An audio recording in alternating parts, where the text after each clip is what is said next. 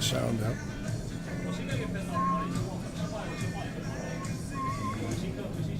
We ready?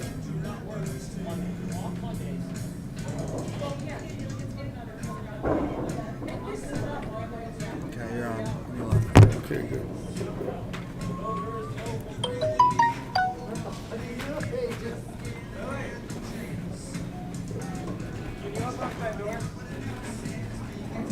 Hello, everybody. Live from Lightning Strikes Bowl in Fort Myers, Florida. We've got some weekend planned for all of you, starting with tonight's four-game sweeper. Four-game sweeper will start at 7 p.m. Have a small field, but it's a great field. One of the bowlers bowling tonight is PBA legend Dom Barrett, and I'm going to show you some of his.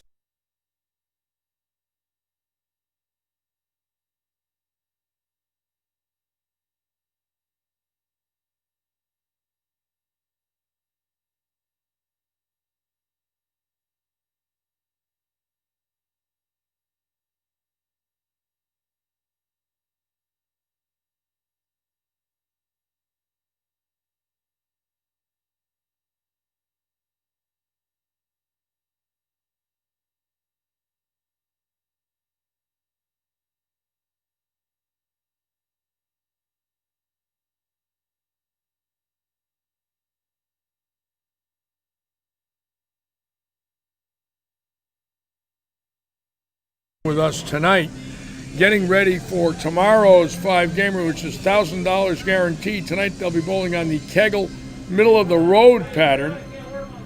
Also got several other great bowlers bowling tonight. John Rakoski, the two-time amateur challenge champion. Evan Baranecki, the reigning intercollegiate champion, graduate of Weber, trained at Kegel. So it's a small practice session, but just calling those three alone, it's going to be a lot of fun, a lot of extra time for me to keep the cameras on them.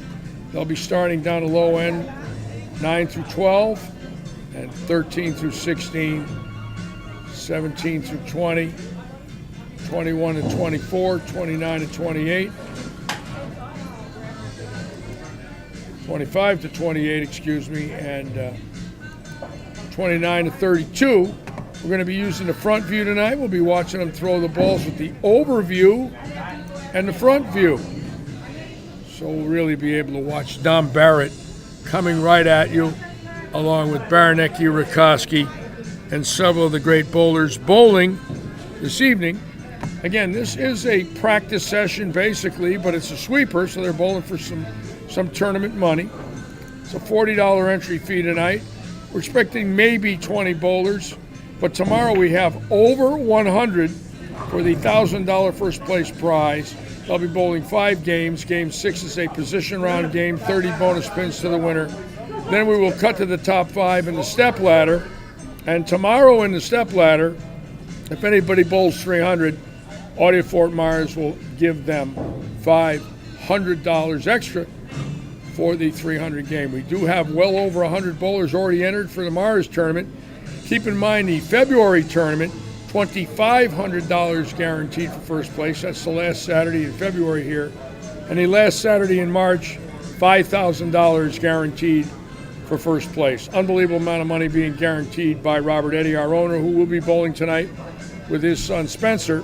Keep in mind, also in March, the PBA non-champions event being held here the 3rd, 4th, and 5th of March, sponsored by iRoof. There will be a Friday night sweeper for that will be live streaming, qualifying on Saturday, finals on Sunday.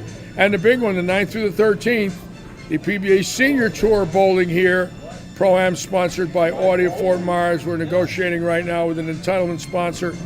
We should have some of those announcements for you shortly. Got our concourse cameras back up, and interestingly,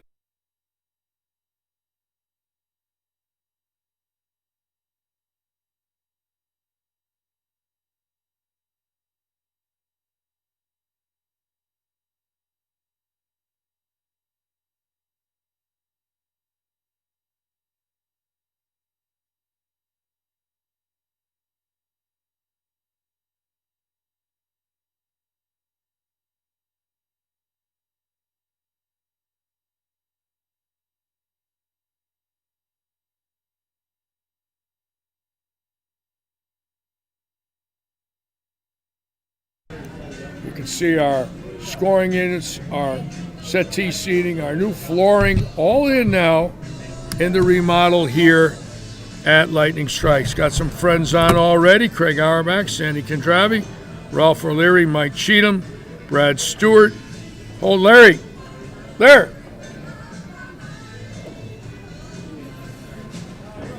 We lost sound somewhere here. Something doesn't show sound.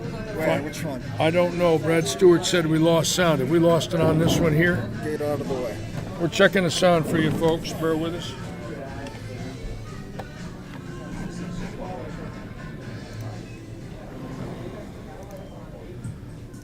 Every time you add slides, you have to make the sound different.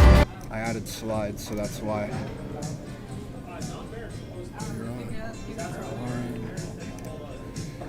Sound. I gotta check every one. They all have sound.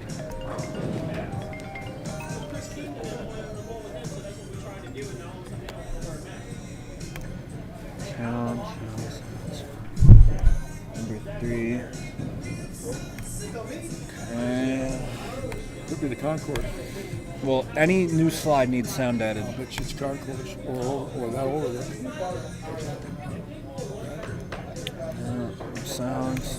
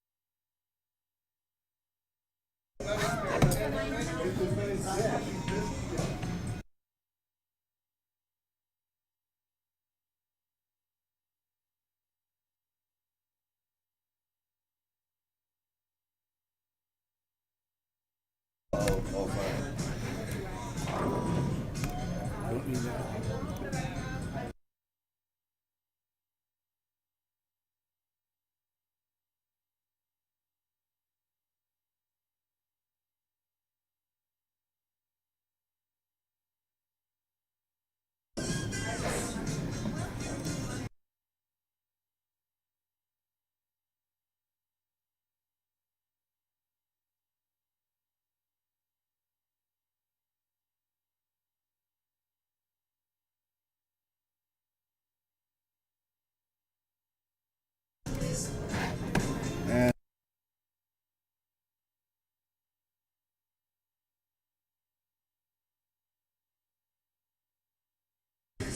you're good. All right, sorry about that, folks. Little technical glitch, but we're back with all of you.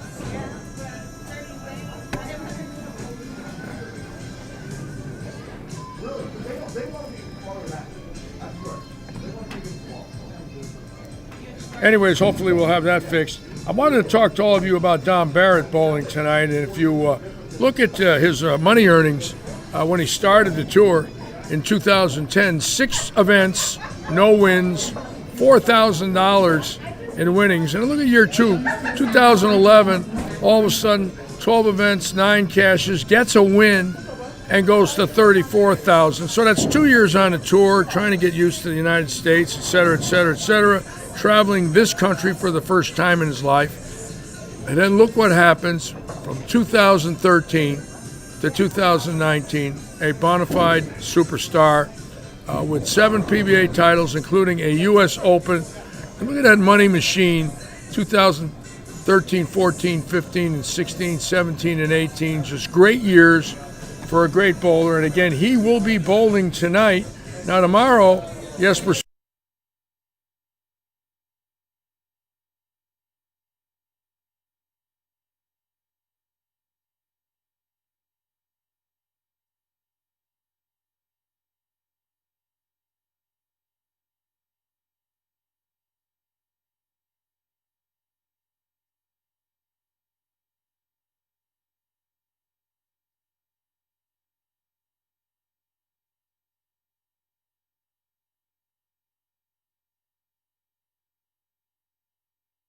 And of course, this one here I need 3 pages for. But just look at his last 8 years from the age of 52 to 60. Unbelievable, fantastic bowler. And many people in 2009 voted Earl Anthony the greatest bowler of all time, including myself. I was on that 32 bowler committee. And I've got to be honest with you, after watching Walter Ray from age 50 to 60, and again, take a look at those money winnings from the age of 50 to 59. An amazing record. Just an amazing, amazing record for an amazing bowler, and he will be here tomorrow bowling in the sweeper. Tonight we're using the Kegel middle of the road pattern. Got about 20 bowlers showing up. Devin Richards is here tonight. He wants to put his shoes on against Don Barrett, young bowler from Cape Coral, bowling very well at the age of 15. We'll get a chance to watch Devin tonight. Charles Loren is on. Cooper Gates is back. Okay. Jim Argy, Leon Bailey, Jay Butler, Chase Stouffer, Dave Stouffer's on. Greg Sternberg. Welcome aboard, everybody. Thank you all for joining us this evening here at Lightning Strikes. So bear with me 1 second, folks. Just bear with me. I don't want to take everybody's money, bro. Larry.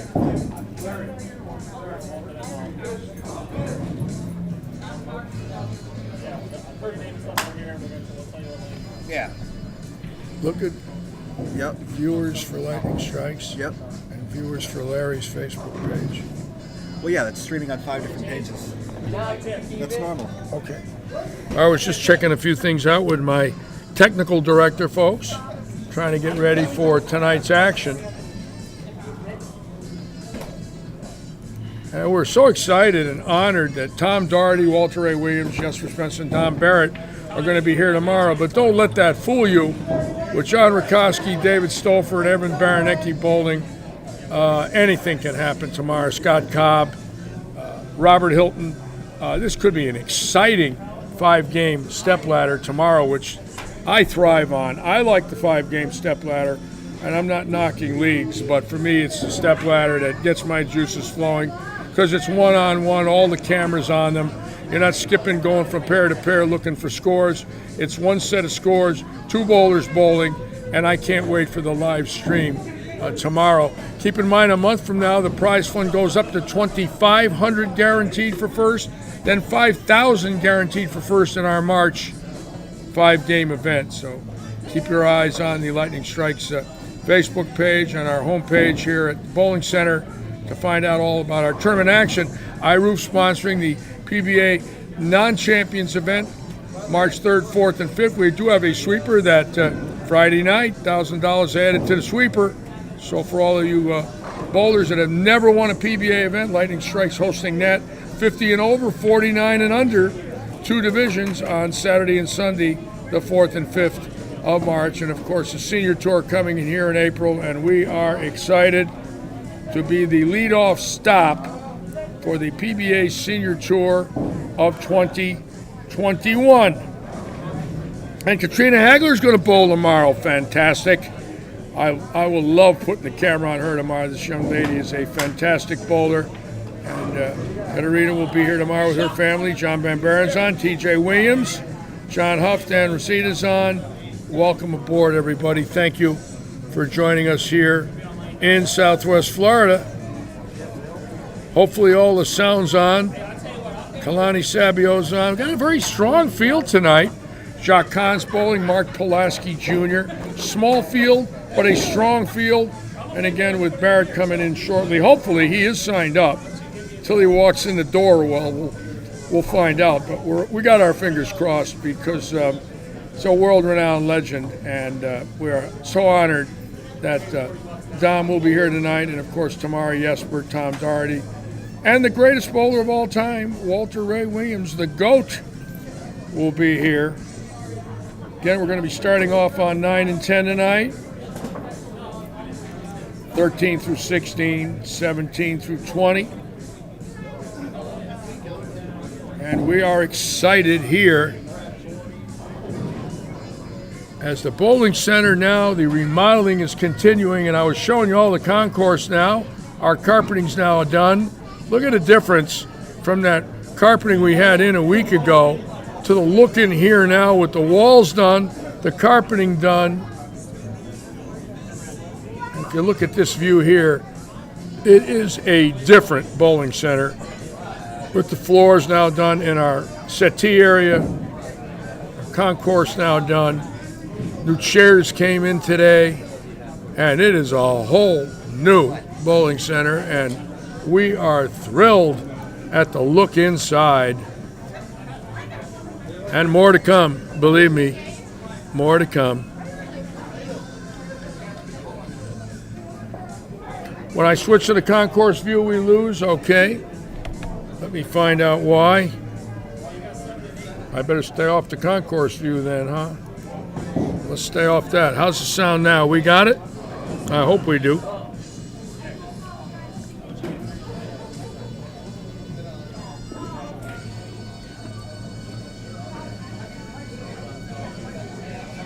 And Brad Stewart, there, you never know. There might be action after. I can't say that, but let's put it this way. If I know you're going to be here, I might let everybody know. One of the concourse cams, Larry, doesn't have sound. Which one? I don't know if it's this one. Can we tell? That one has it. Show me the other one. That one has it as well. Okay, we say we've got concourse sound. At least that's what we show on our computer. I hope we do. They all have sound. Okay. Larry, come here. How about the front view here? We got it. I just told you. And we got the overview here. We got it.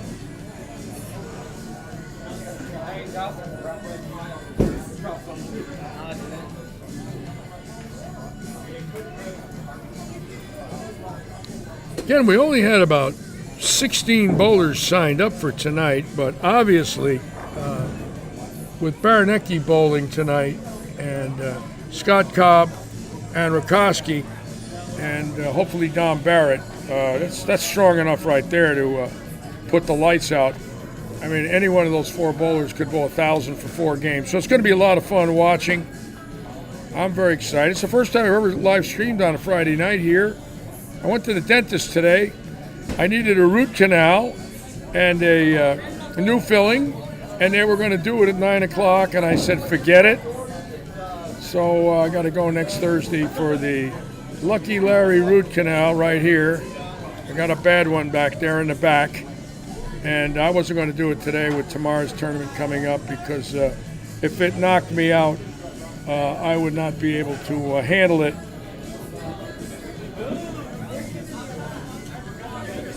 And again, we're just excited about this weekend with over 100 bowlers bowling our scratch, and basically a low first place at 1,000. But next month, 2,500. The month after that, 5,000. Of course, 2 PBA events coming in, along with everything else. And next weekend, our Heinz 57 and our 9-pin no tap is full. We're looking at 140 in the Heinz triples tournament, and the 9-pin no tap, we're looking at about 120. So 260 bowlers bowling next Saturday and Sunday when we live stream, and we are excited and thankful for the action we're getting at a time when the bowling centers are having a tough time. We've been very lucky, very fortunate. And we want to thank all of you for joining us here at Lightning Strikes in Fort Myers. We will be using this view today.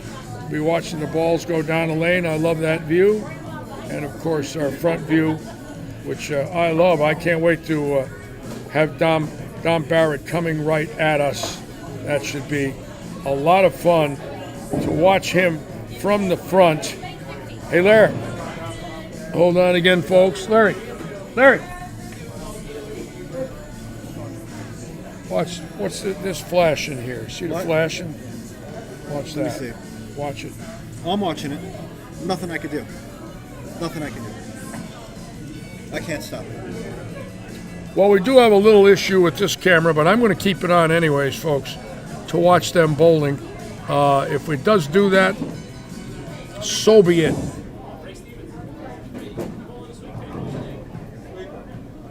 PBA page is the 5th through the 7th. It's Friday the 5th, Scott McKenzie. I got my dates wrong. Friday the 5th, Saturday the 6th, Sunday the 7th. Those are the dates. Friday, Saturday, Sunday event for iRoof. Sorry about that, Scott. I don't have any notes. Shame on me for not doing that. Scott Cooper watching tonight. Brad Stewart's saying that he's sure that Doherty or Barrett would like to bowl in a $500 per bowler event after this is up.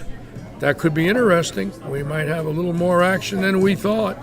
So I'll stay. If they're going to bowl, I'll be watching. And so will you.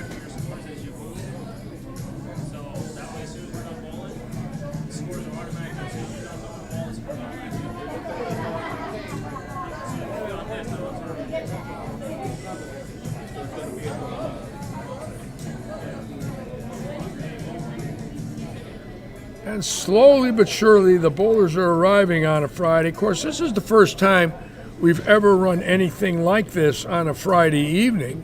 Naturally, we run our Audi League on Tuesday and the Oaks Farms Premier League Wednesday, and of course, tournaments on Saturday and Sunday. It's the first time we've had a what we call Friday action. Ray Stevens here tonight to watch. I'm going to change the concourse camera a little bit tonight because we do have a Friday night league there, but I'm going to change that a little bit and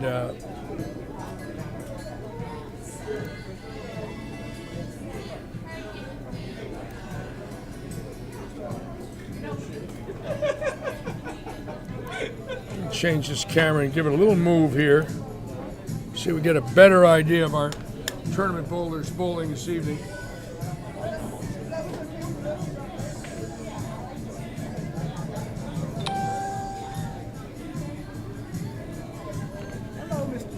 Hello, how are you, John? Good, thank you. I had a busy week, so I didn't get to see you, but I'm going to try and come by Tuesday. Okay. If that works for you. Sounds good. 4:30? All right, thank you. Mike Quirk on, Matt Rizzo on. Welcome aboard, everybody. Thank you for joining us. Greg Estey. And again, bowlers coming in for league and bowlers coming in to bowl here in the four-gamer. There's some youth bowlers bowling tonight. Going to be interesting to watch this field. And I see the Dominator. He's here. Dom Barrett is here. I'm going to try to bring him into the booth. See if I can get Dom Barrett to come over and sit with me. Hey, Larry. Want me to grab him? In the blue. Ask him to come over and join me. Ask him to come over here. We're going to get Dom Barrett in the booth. This ought to be a lot of fun. And I've been waiting to see him. And he's obviously a world-class player. And for me personally, when somebody like that sits with me, that's just from another world. And I'm real curious to ask him about his career and his goals. And hopefully we'll get Dom to come in the booth shortly and join me.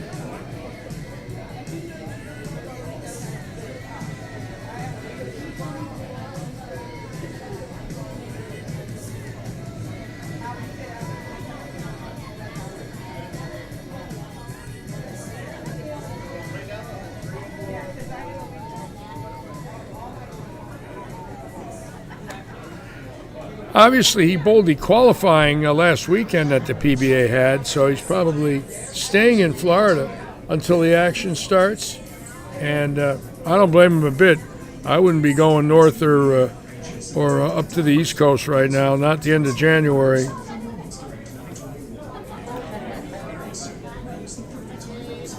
Cooper Gates said they have no sound when this is on. Well, I'm looking at it right there, and it's telling me there is. Really? Hello, Dom Barrett. How are you, sir? Come on, sit with me. Come on over here. Well, we have a very special guest this evening, and I am so honored, Dom. Thank you for sitting with us tonight. Yeah. I do this every week. This is our interview booth. Welcome aboard. Thanks for having me. And my pleasure. And So what have you been doing? You're staying up in Tampa since the qualifying?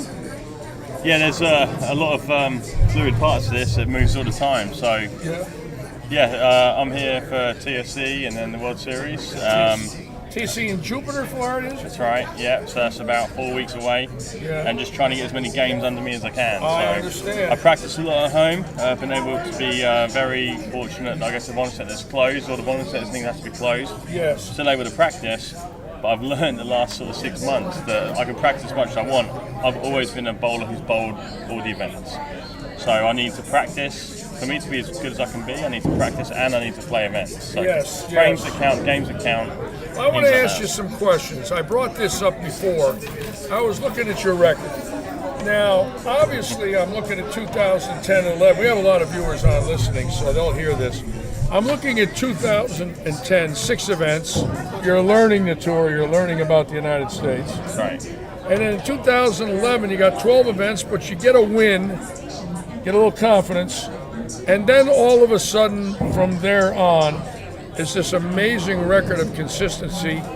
What happened in 2013 when you came out full time? What was the difference? I think I won the World Championships, so I had a really good World Series. I made every cut. I won the World Championships, and that was winning your first title was great. It's something that's going to be unbelievable as a memory for the rest of my life. I'll be able to tell my kid about it, grandkids, stuff like that. But first major is when I really cemented myself as a PBA bowler, PBA Tour bowler. Yes. All the hard work. That told you could beat everybody. That was the one. Yeah, that was like, okay, you win that first title was unbelievable. Yeah.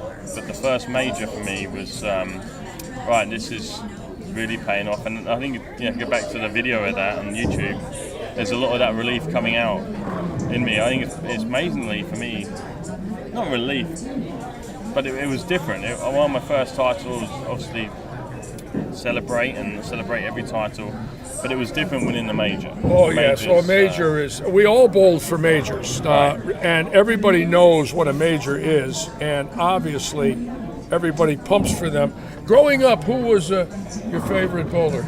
I was very lucky. I was born in 1985, and in 2001, 2002, they brought out strike pass on the PBA. Yes. So I was at home in England, staying up till midnight, 2 a.m., watching the best bowlers in the world, and then I try and emulate them the following day. And I didn't start bowling until I was 12, so I was quite late. Okay. But the fundamentals that every good bowler had, every PBA bowler had, Steve Hoskins, Chris Barnes, Walter Ray, Norm Duke, you guys, everybody, you automatically taught yourself good fundamentals because you were trying to do different things. Yeah, your game is fantastic. You've got unbelievable fundamentals. Thank you. You work so hard at it.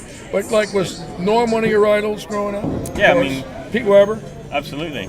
Everybody. I mean, you'd see them on the top 24 into the last night and see how well they bowled, and you go, okay, if I want to play straight, I'm going to be like Norm. If I want to hook it, I want to be like Steve Hoskins. Yeah. And then Chris Barnes, Mika, trying to figure out one of those. When I was a young boy, I idolized Dick Weber. I met Dick Weber when I was 15, and I'd watched him on TV at that point. I met him in 1965, but I started to see him in 1957 when I was 8. And my goal in my life was to bowl Dick Weber. When it happened at 20, I'll never forget it as long as I live. It changed my life. Absolutely, yeah. It does change your life when you bowl your idols. Absolutely, it does. Sometimes, with Barney, we give him some reviews, so you never should meet your idol. No, he's a great guy too, and he's wonderful. And what an ambassador he is. Yeah, he's fantastic. That's one thing about bowling is all the guys you meet, it's surprisingly how sort of accommodating everybody is and how real everybody is. And we're here, same as everybody at home, to do a job, to try and get better. And that's what one thing between league bowlers, professional bowlers, we're all trying to improve. So, what's the temperature like right now in England? Don't tell my wife. It's not this. No. It's not this, is it? It's like 80 today. What was that? It's 80 here today. It's 80 here. At home it's like 30. I've been here now 21 winters and I can't leave. I came from Connecticut, and when I moved here in '99, I said, I don't think I could ever go back to Connecticut in the winter again. No, it's just, I got spoiled. You get spoiled. You feel like you're stealing. You go out at 80 degrees on a day like today, the end of January. It's like, wait a minute. Yeah. You know, it's See, you golf at all? You a golfer? I'm not very good. I tried to do a bit more when we had the COVID first came out. Yeah. Or when it started, and Yeah. being at home, allowed to go and play golf, but bowling centres are closed, this was closed, the golf courses are open. I've always played a little. I've played a bit more and had a really good time in the summer, but I didn't get any better. Still up about 18. Yeah. Well, you'll be bowling tomorrow morning. We'll have the cameras on you. Obviously, we'll have the cameras on you tonight. I'm sure you want to get ready. We're about 24 minutes from post time. Need to register and. But great to see you. I'll be talking to you tomorrow a little bit. Maybe we'll get you back in the booth. Maybe when you're done bowling, we'll talk to you about your performance and whatnot. Maybe before I be on the air about an hour before you guys bowl, so maybe we'll sit for a few minutes. Fine, absolutely. We're going to put the cameras on you tonight and watch you. And thank you so much. Thanks for having me. My pleasure. Thanks, Good everybody. luck tonight. Thanks. Bowl well. All right. How's that? Is that class or what? That's class right there, folks. Let me fix this. That's what class? The epitome of class. Don Barrett, just a wonderful, wonderful, wonderful young man, and honored that he's with us tonight here on a Friday in Southwest Florida. Cooper Gates, the Philly Hitman, huh? It's amazing what our live stream is drawing. I can't believe, for all of my friends that are on with me during the week, watching handicap leagues and 90% of 235 and handicap events. But this event tomorrow is the first time we've had over 100 scratch players, and I have a feeling in February and March it could jump even higher. And when you start to get the big boys in, Rhino Page was here a few weeks ago. Matt McNeil bowled our league last fall. So all of a sudden now, Matt McNeil, a three-time USBC All Events champion, Rhino Page, 2017 U.S. Open, and now Don Barrett, the 2018 U.S. Open. And of course, Jesper, Tom Doherty, and Walter Ray coming in here tomorrow. I never dreamed this would happen, but it's happening, and we're going to take advantage of it and put as much of this on our live stream for all of you and our local viewers here in Southwest Florida to watch. Again, a great opportunity for bowling to grow again during COVID, to keep it in the minds of people. And we're doing everything we can here to do that for all of you, trying our heart out to do it. And hopefully it'll continue to grow and grow and grow.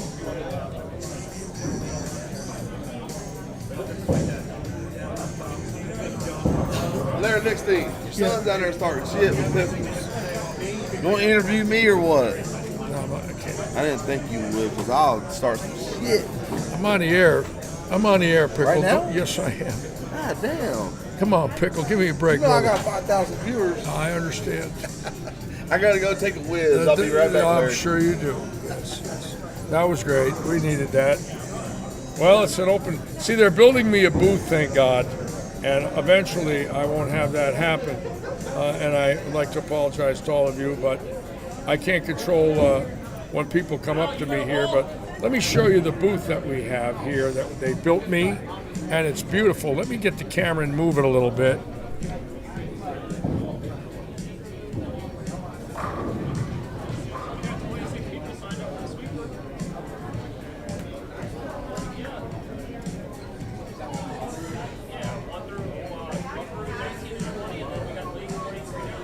And that booth is going to have monitors in it, computers in it. It rolls out from the wall. It pushes away from the wall. It's got stairs over to the right of it in the back. And you could walk up and in. And inside, it's 24 inches above the floor. So when you're sitting in a seat, you've got a pretty good bird's eye view of this bowling center. And we're doing the...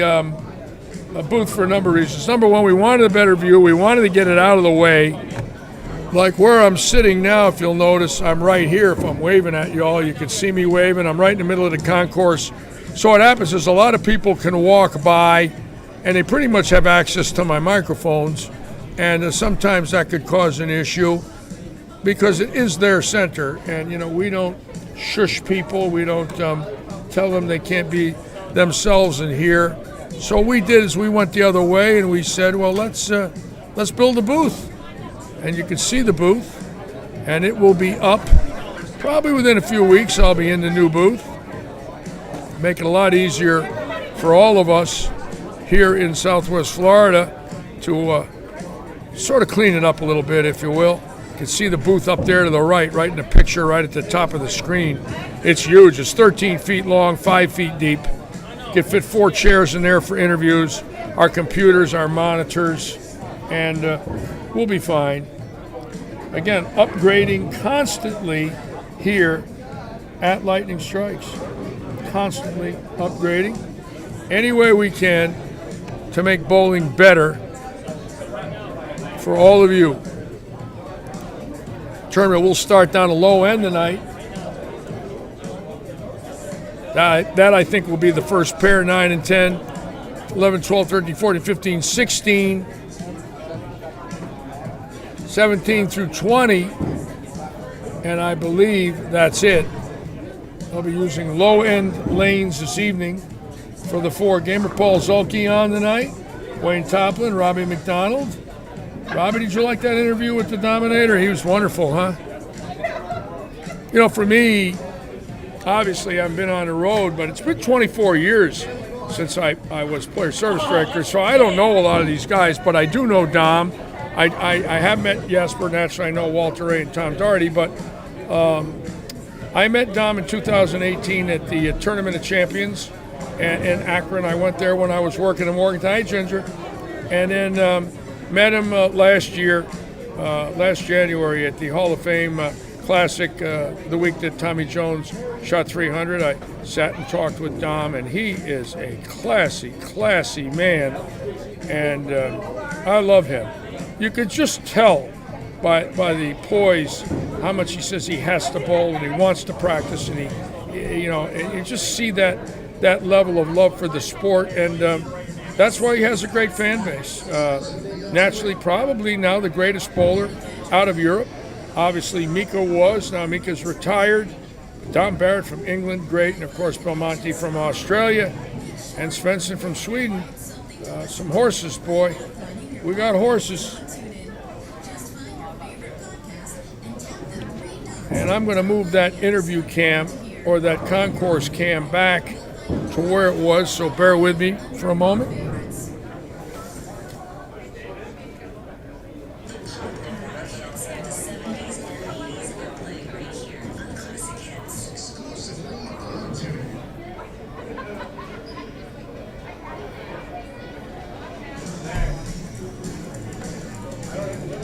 Let me just check out the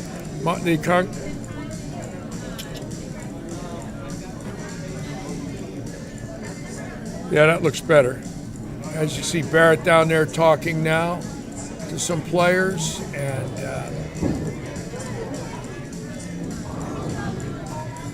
going to be a fun night watching some great bowling here at Lightning Strikes.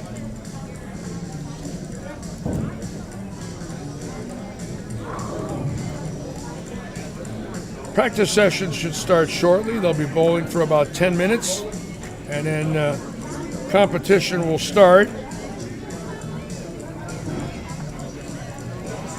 Renee Waddell.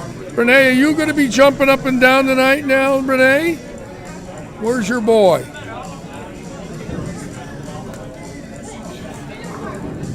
I think I just saw Ryan. Where is he? There he is, right there in the corner of the screen. Ryan Waddell.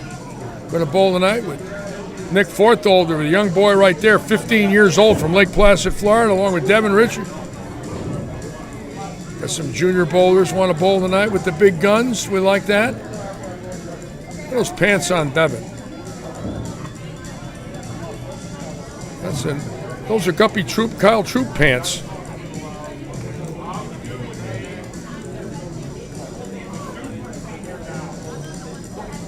Mark Pulaski Jr. bowling tonight, averaging 240 in this house.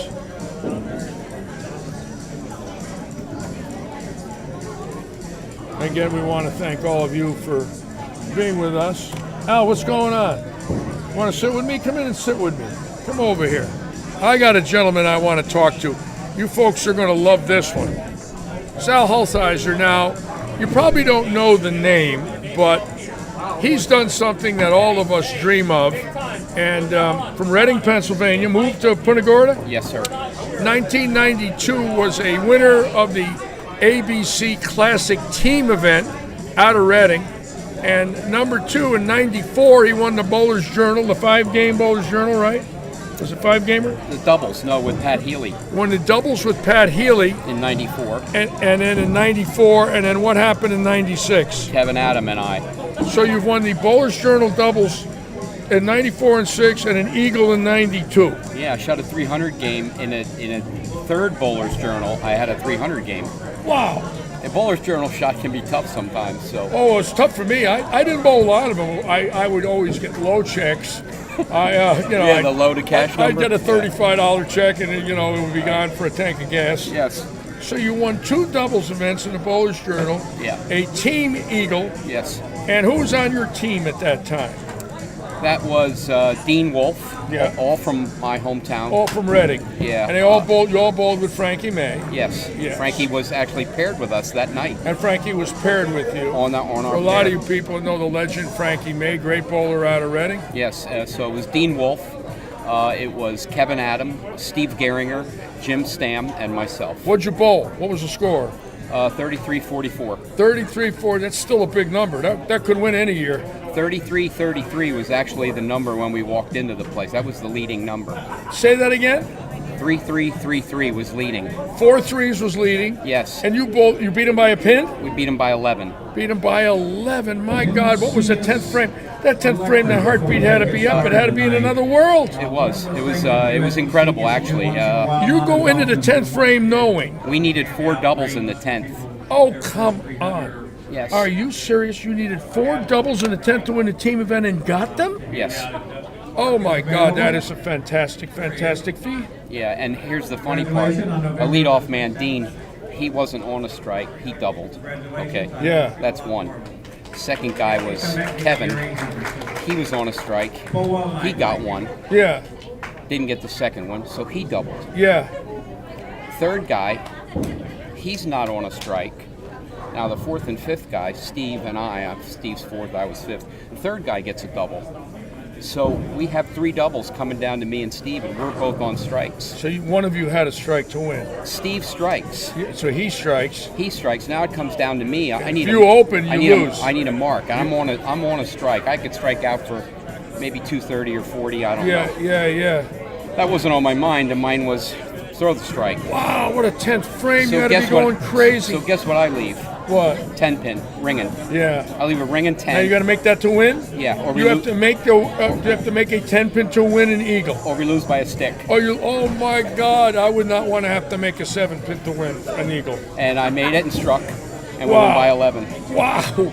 Unbelievable story. Yeah. They always remind me. I was so thrilled to meet you because my eagles mean so much to me. Yes. And 1 or 2 or 3.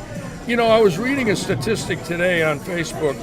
I actually saw it yesterday. You got to hear this. Norm Myers passed away many years ago. Yes. Norm Myers was married to Dick Weber's sister. Yes. And Norm Myers only won 1 PBA title, but he finished second to Weber 3 times. He actually bowled his brother-in-law 3 times and lost. Okay. He's not in the USBC Hall of Fame.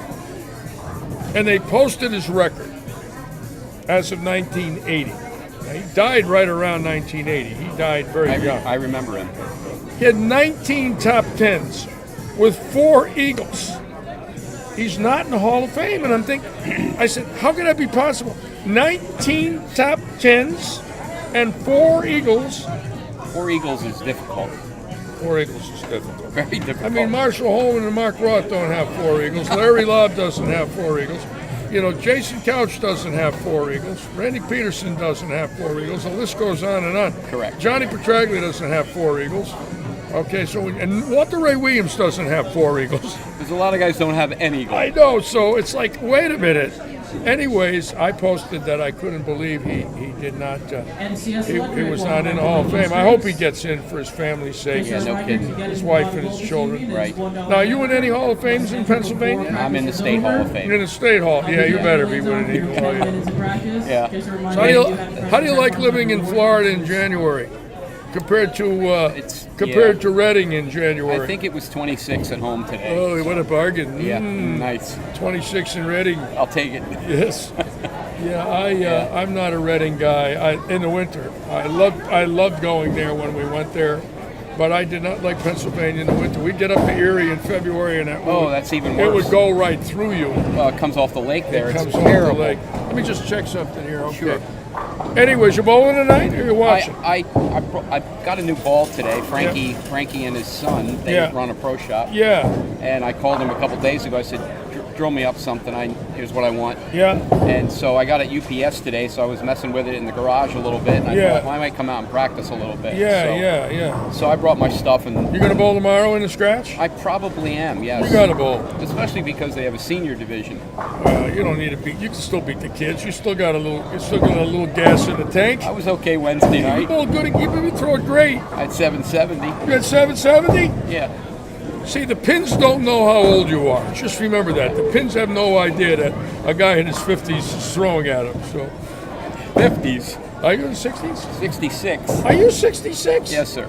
I didn't realize you were that old. You're in good shape. Yeah. Well, You must have lived a good life up there in you Reading. have to be to compete anymore. I mean, these guys are hooking it, and Well, they hook. and we're all tweeners, Well, yeah, we came from a different time. Exactly. So, But they're products of their environment. We're products of ours. That's correct. basically the way it is. yes. And I had a nice shot. I had a good look, Yeah. and 770 is a great number. and I only had 2 1/4 the last game. So, Wow. Yeah. Did you bowl with Paul Zolke and Adam Zolke the other night? I did not. Oh, you didn't bowl with them. No, I bowled. I just. How do you came like down. bowling with Paul Zolke, a fellow Eagle winner? That's got to be a thrill for you. He's got a really good How game. about Paul Zolke? He throws No. it. He's pure. No. And Adam Zolke isn't too bad either. Him and I are going to do some bowling together. Good. You better. We are definitely. Yeah, I want We to hit it showcase you Eagle winners when you bowl. We definitely hit it off, and Yeah. we're gonna bowl together. Oh, you got to bowl. You got the credentials to bowl with each Well, other. You got Eagles. Hope he still throws it good, and I still can hold You my can own. hold your own. And we'll get his son Adam. He can play. Yeah, in a triples league, that'd And be a blast. I said we should bowl the state tournament and stuff like that. Oh, yeah.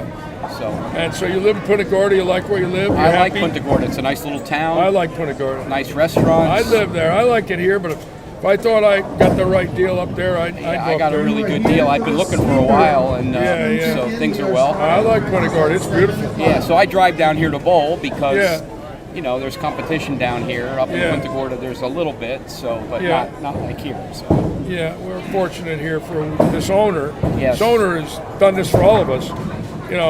This owner is responsible for this, and he's doing a great job. yeah, he's bowling tonight with his kid. He's doing a great job. Yeah, I saw him practicing down he's on 1 and 2. unbelievable. So He just turned bowling around for all of us. yeah, no kidding. What a great job he's doing, and I to bring know. in these tournaments, his senior I know, events. I And know. It's just an I heard amazing. Sam Zurich is coming down with an event too. Yeah, or something. March 5th, 6th, and 7th. I got the dates wrong, and I was corrected by one of our viewers. A lot of my viewers are my producers. They help me when I screw up. Oh, I see. It's perfect. That's why that producer. I got a lot of help.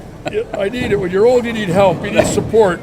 This is a team effort here. Yes, it is. It's important for me I'm not sure who's bowling anchor, but it is a team I effort. don't need a bowl anchor. I'll choke it off. I need a bowl lead off. When we won the Team Eagle, I was lead off. I took all the pressure off myself and I dumped it on McGrath. Yeah, And I left him the 10th that's a frame. good guy to dump it on. I dumped it on him.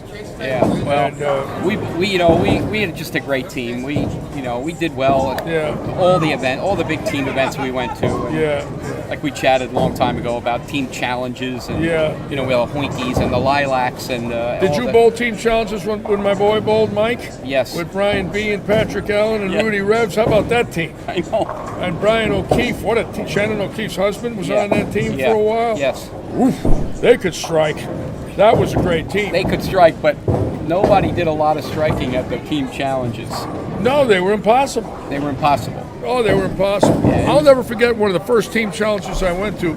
Dave Ferraro shot 616 and 641 and won 13,000 in brackets. He took every bracket. Yes. 616, 641, and won 13,000 in brackets.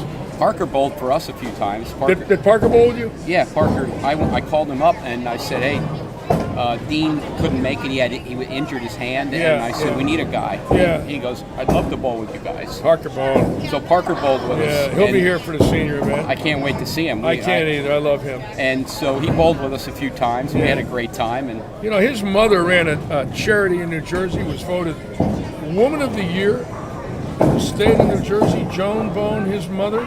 Now you know. I said to him, "You got that? What you got from her?" He says, Yeah. "I know. I knew her, and she was a classy lady, and she taught him. And he's one of the classiest guys I ever met. no, he used to Don't do get any charity better than events. that. He Oh, used he's charity unbelievable. events up in Reading. Oh, I mean, he loved us up Oh there. yeah, He, they love you him. know, The world loves him. I mean, he. Anybody says a word bad about Parker Bone, there's a lynch mob waiting for him outside. there's You wouldn't dare do that. No, there's something wrong with it. Yeah, there's something wrong. Well, all right. All right, good to see. Good to talk with you. All right, sir. Have fun tonight. All right, thank you, sir. I'll see you tomorrow. All right. The great Al Holtizer out of Reading, Pennsylvania. All right. We're going to be watching here now. We'll put the left concourse cam on. As you'll notice, we're starting to fill up a little bit. John Rakoski down there with Scott Cobb. Tom Barrett's sitting alone down there right behind Bart Pulaski Jr. See him sitting there? He's alone. Or maybe talking to a friend. But he is alone. See him right there? Just sitting there relaxing, chilling. Got a chance to hide a little bit. The Dominator.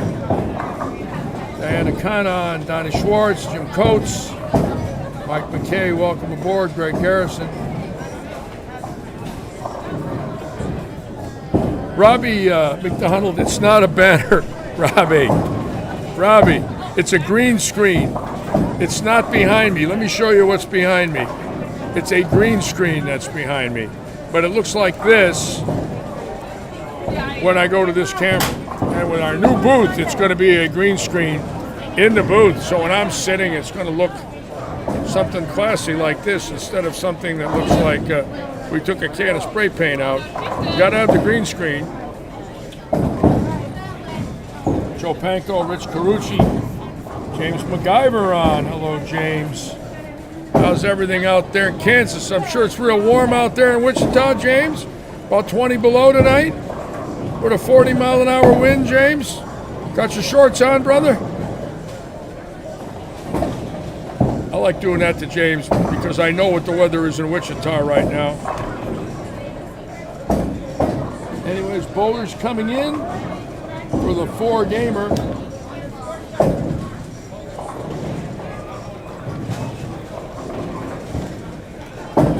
And it's just fun to watch it down there. As you can see, we're starting to fill up.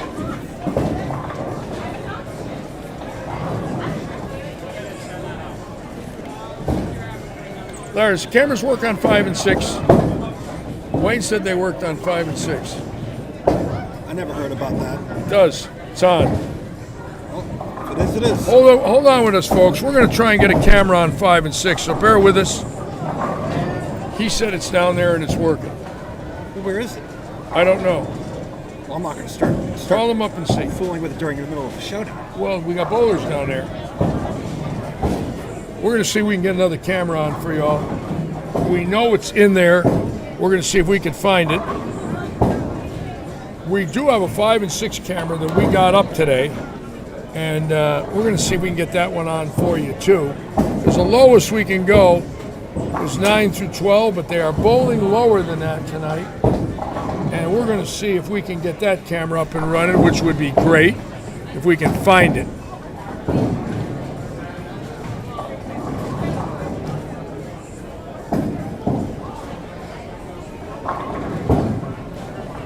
Let's see if we can get a 5 and 6 camera up for all of you. Try and get that up. A little chilly in here. I'm getting cold. Went to the dentist today for a root canal. I said, forget it. We're going to do a root canal at 9 o'clock. I said, forget it. See you Thursday. Hold on a second, folks. Let me move the camera and talk to my tech man here. 1 second.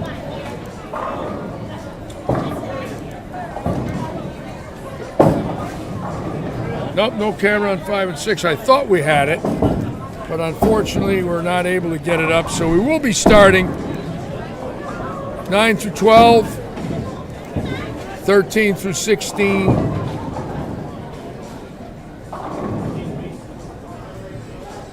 NCS Electric. up to 19 and 20. So you'll see Ryan Waddell will be bowling with Nick Forthover.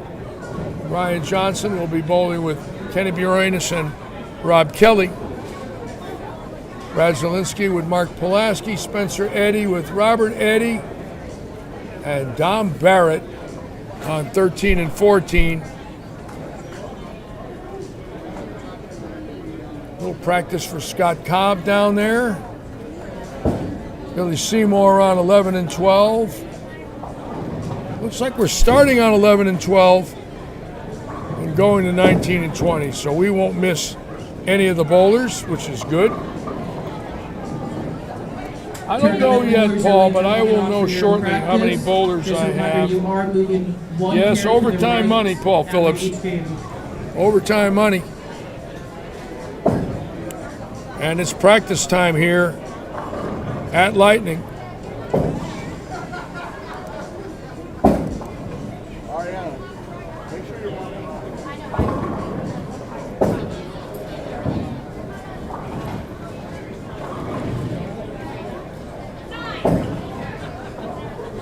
Looks like Scott Cobb is bowling on that pair with Evan Baranecki.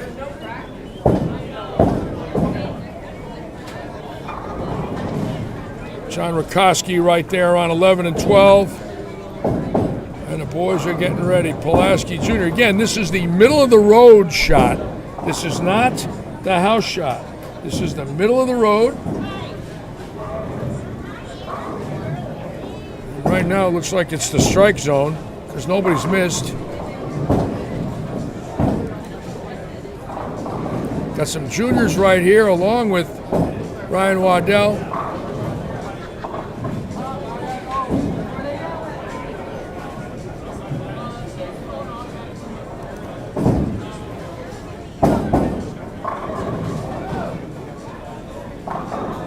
Put the split screens on for you here and let them warm up a little bit.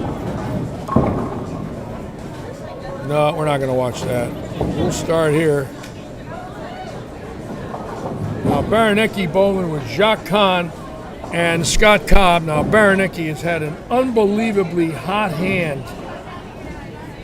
So now remember, he had 824 Wednesday night with 300. Made the finals in his first PBA event last weekend in Tampa.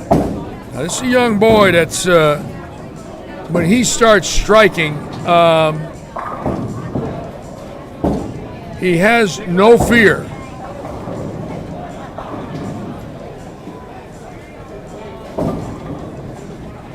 Ron Luchart says your money is on the winner. Very good, Ron. Ron, I knew you were a guy that really was very conservative with your betting. And we're waiting for the lanes to get put on practice on 13 and 14. That's Robert Eddy's pair bowling with Don Barrett and his son Spencer Eddy.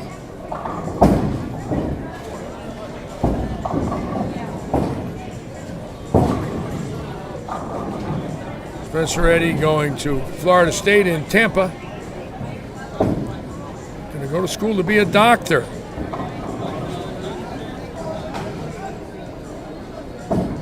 Tournament bowlers, we are having slight technical difficulties. So we're going to make sure, ladies and gentlemen, that we bring you these lanes 9 through 20. That's where the sweeper is, 9 through 20. Get a good look at the scores tonight. So we should be able to call the scores. Again, it's scratch. It's pretty simple. It's not match play.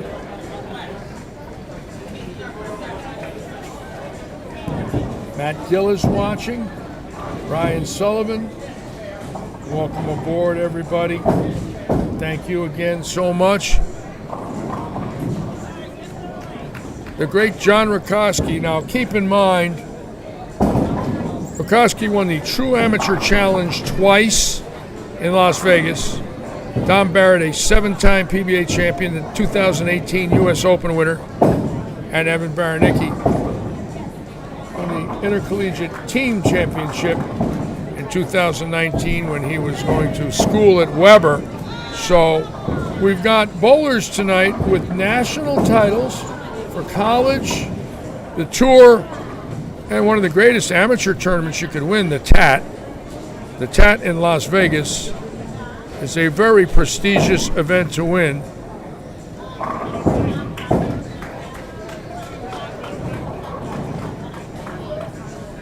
And Leon Bailey says Renee's going to be happy. Renee will be jumping up and down tonight, wearing a hole in the carpet in the living room.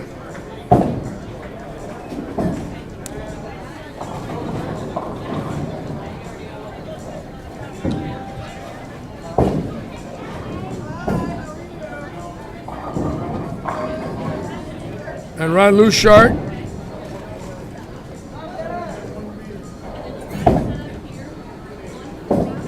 Brian, thank you. I would like a vacation immediately.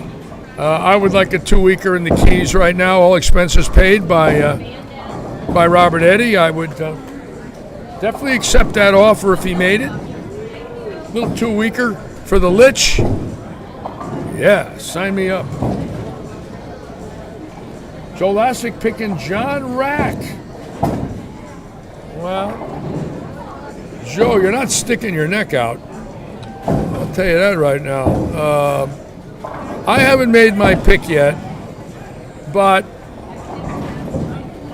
I don't want to put the kiss on him, so I got to be very careful. Very careful. Joe, I would not like, don't get me wrong, I would not like 2 weeks in Erie, Buffalo, or Rochester, or Cleveland, or Toledo. I wouldn't mind it there in June.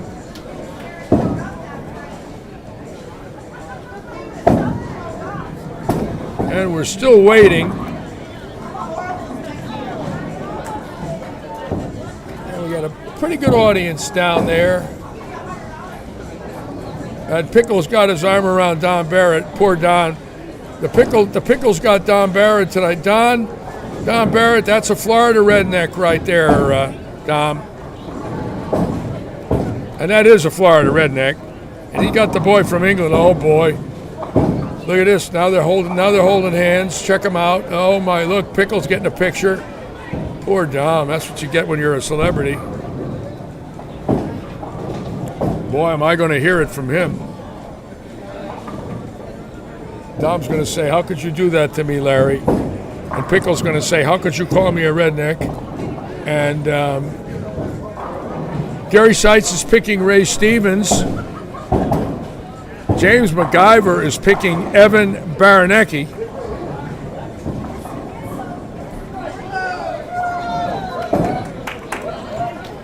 And Renee Waddell is picking Ryan Waddell. We already know that, right? How could we miss that? Sully's picked tonight Jacques Khan. Really? Jacques Khan. Well, Jacques Khan, when he starts striking, he can beat anybody. Not a bad pick. I'm going to save my pick for the 10th frame of Game 5. Or Game 4, excuse me. And then tell all of you, that's the guy I picked. And then all of you are going to say, he didn't say that. No Daniel Gacera tonight.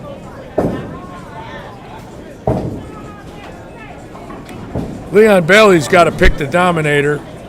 Leon, I don't know how you couldn't pick him.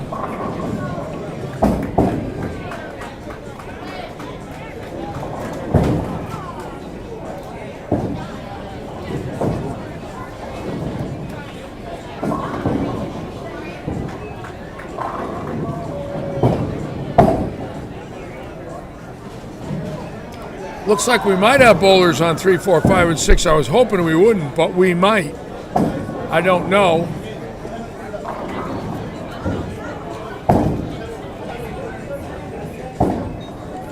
Wayne Toplin with Evan Baranecki to win. The Dominator just got picked. Boy, I gotta like the Dominator. I love his game. You know, every time I see him, I tell him the same thing. I don't see him a lot, but boy, is he fun to watch. My God, what a beautiful, beautiful game. And we're going to get the camera right on him, of course. Flory Cobb is picking Scott tonight, right, Flory? That's not a bad pick. He bowled great Wednesday night to win our 3-game action event. Billy Seymour bowling tonight, our assistant GM right there.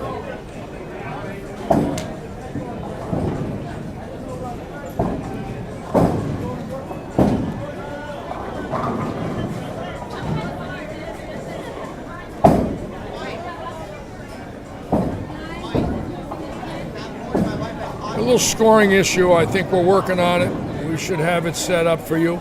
Just bear with us, folks. Steve Ferraro on tonight. Tom Irwin likes Rakoski. That's not a bad pick. Dave Stouffer's watching tonight, giving everybody a break here. Dave Stouffer tonight is with his wife because it's her birthday. Am I correct, David? And that's where you belong with Mama. You belong with Mama tonight.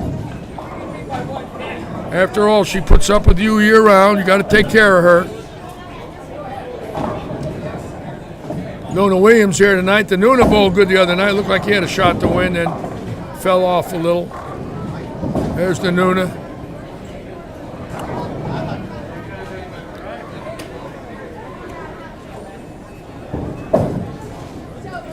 Dave Covington's bowling tonight, and I'll tell you something. For the older bowlers out there, Dave Covington could win any event he enters. Fantastic bowler at the age of 58.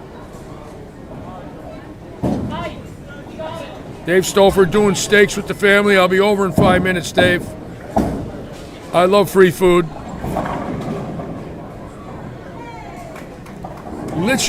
Litchy will leave the live stream for free food. Anybody's got a meal out there, I'm out of here. It's adios. See ya.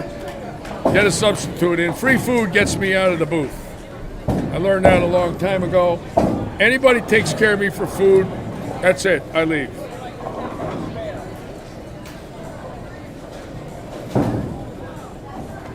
Robbie McDonald, no, Dave's home cooking. I'm reading all the posts here. Fun to read the posts.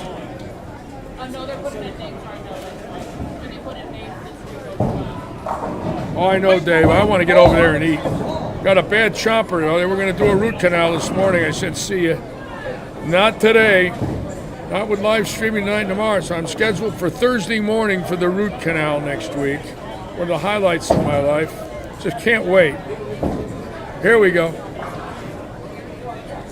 Everything up and running now.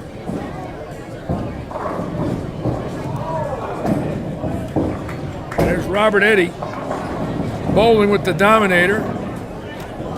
The Boss and the Dominator.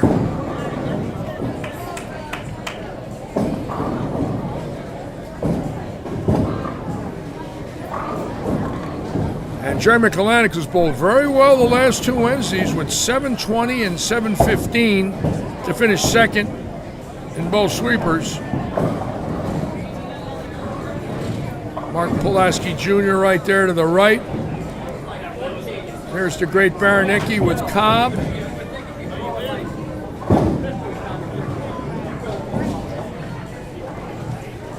Rakoski right there on 11 and 12.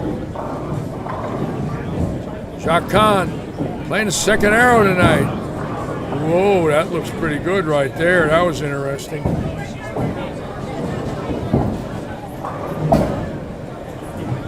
Now we do not have cameras down the low end. This is as far to the low. We did get a camera up on 5 and 6, but for whatever reason, I haven't found out why we couldn't get it on, but hopefully we'll have them down there shortly as we continue to remodel the facility.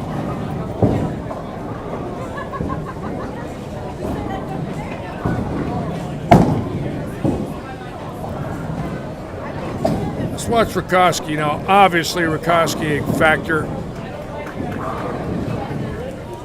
Somebody who thrives on beating big names.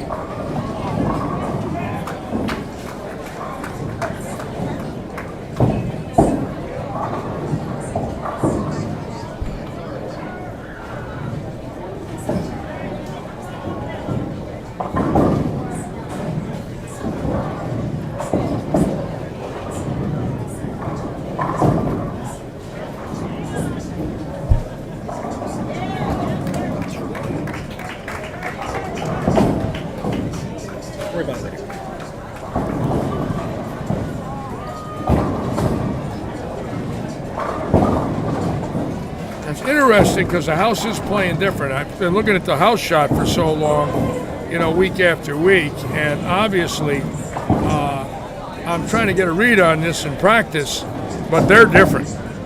There's no doubt about it. And have not seen the middle of the road here, so trying to get an idea what I'm actually looking at.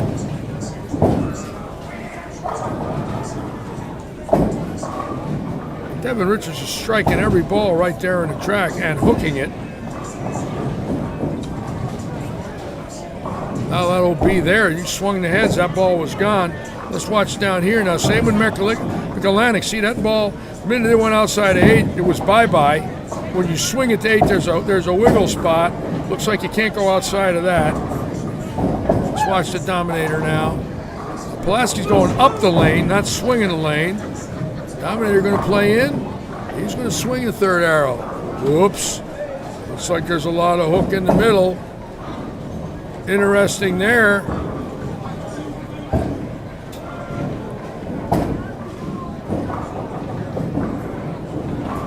That's Devin Richards. He's a junior bowler, Cooper. 15 years old. And a wonderful young man. Has a lot of local fans. His mom and dad are here tonight watching him. Let's watch the Baron.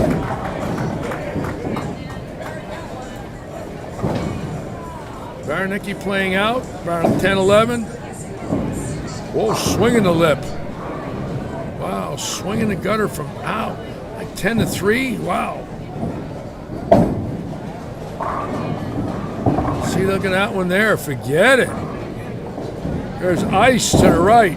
You got to go at him from out there. You cannot swing the heads at all, at least this first game. It doesn't look that way down here. You can't go 10 out. You got to go up 8, up 7, 8. Let's watch our Khan here now. See what he does. He likes to walk left. He's going to be swinging. Yeah, he swung it. See Baronicki up the gutter and instant hook. Ladies and gentlemen, this could be very different than our obvious Tuesdays and Wednesdays and Saturday and Sunday events, because this is not a house shot. See, Cobb's got pretty good shot. He can go right up and at him. And that's where I think you got to be. Right up, weak ball. Take your hand out of it. If you like to hook it, go up the back of the ball a little more. Do not swing the heads, because you get that. See that? Instant hook.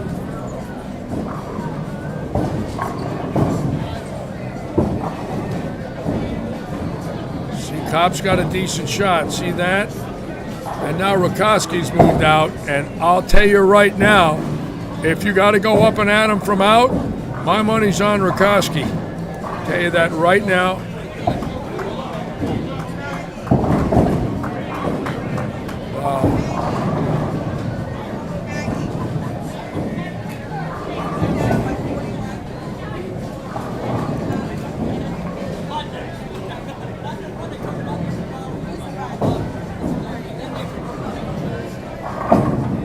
Devin Richards, his dad and mom are here,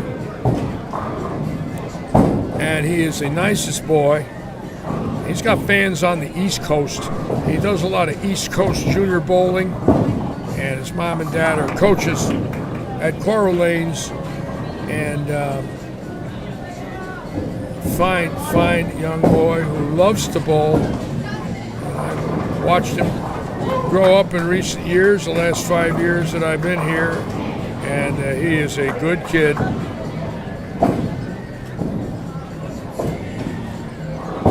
And if he gets that look, well, he's got a good look. Look at the rubber band in the front of the hairdo. Now that's a new do right there, ladies and gentlemen. That's a do that, number one, I'm jealous of, but number two, I've never seen it in my life. Watch the rubber band in the front of the hair on the walk back. It's got a rubber band in there. It's backwards.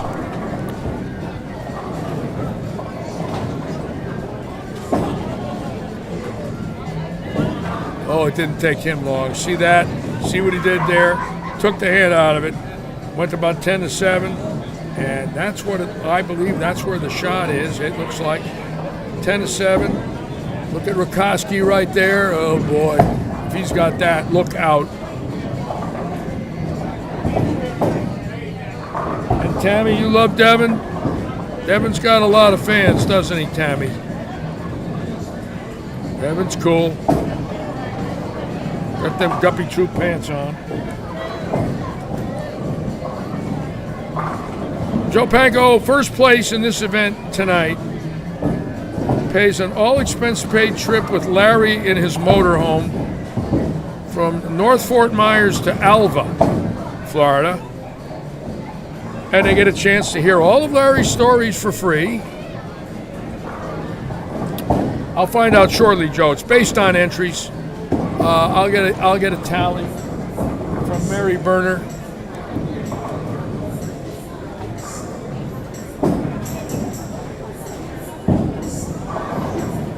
Doug Robertson watching.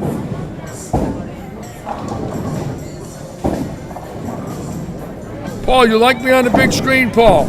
Do I look good on the big screen, Paul? I want to make sure that I get my look right for all my fans.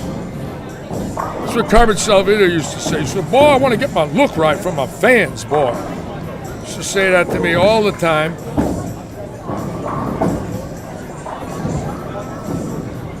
The great Salvino, the greatest showman, and will always be the greatest showman in the history of bowling. There will never be another Salvino, ever. Impossible.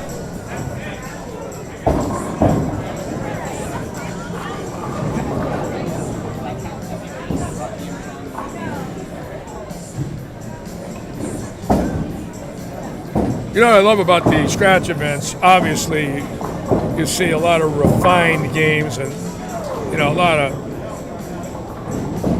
of lifers that really put a lot of time in to get this good.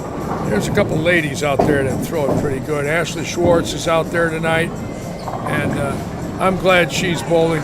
She's had a couple of big sits this year, over 750 in the league.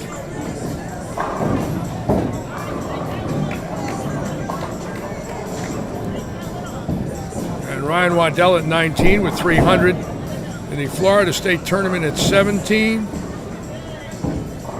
Got to get the feet right, Ryan. Got to get right. Just watch Nick Fortover, 15 years old from Lake Placid, Florida. Beautiful game. Great parents. Oops. Practice is over, Nick. All right. All right, here we go. First balls are now live. And here we go on 9 and 10, Scott Cobb up again. I cannot bring you the low end. Sorry about that. Tournament bowlers, get your lanes on for score. Press your check marks on your lower consoles. Good luck and good bowling. John Bavay on from New Hampshire. Hello, John. Nice to have you. Known John Bavay 50 years. I met John when I was young and had hair. Now I look like this, John. What happened to Larry? Yikes! All right. Ryan Cameron down the low end there, so we do miss 5 through 10, unfortunately. But here we go. This is live with Billy Seymour.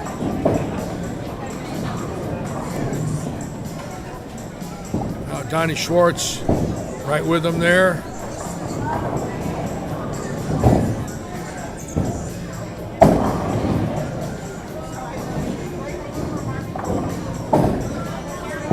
The great Rakoski with Cobb getting ready. And again, Rakoski like a shark out there. And the Dominator, Rakoski struck. The Dominator out of nowhere came all the way over here from England. That's from a long way away. Jacques Khan.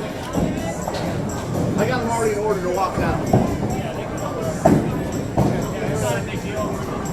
See the flutter shot there. See, it got it outside of 8. Sayonara. You got to be very careful. There is OB, unless you go up the lane.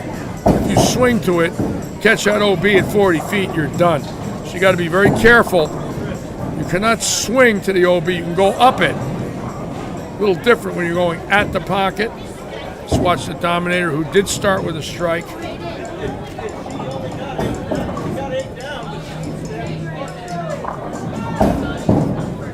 4, 6, 7, 10.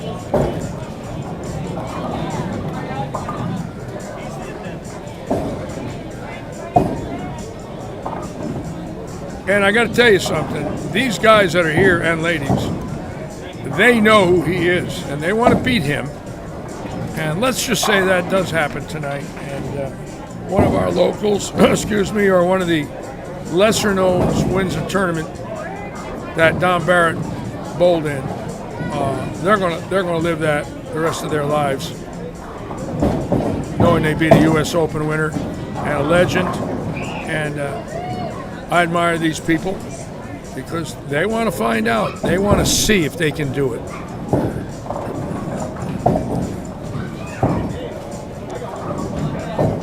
Oh, Adele with a break. Renee jumping.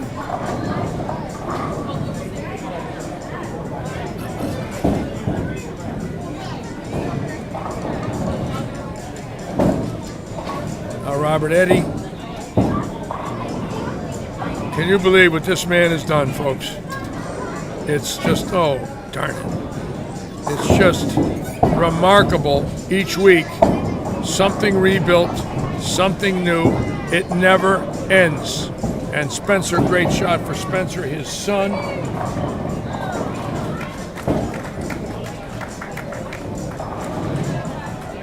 Robert, really a good shot there to leave a 4-9.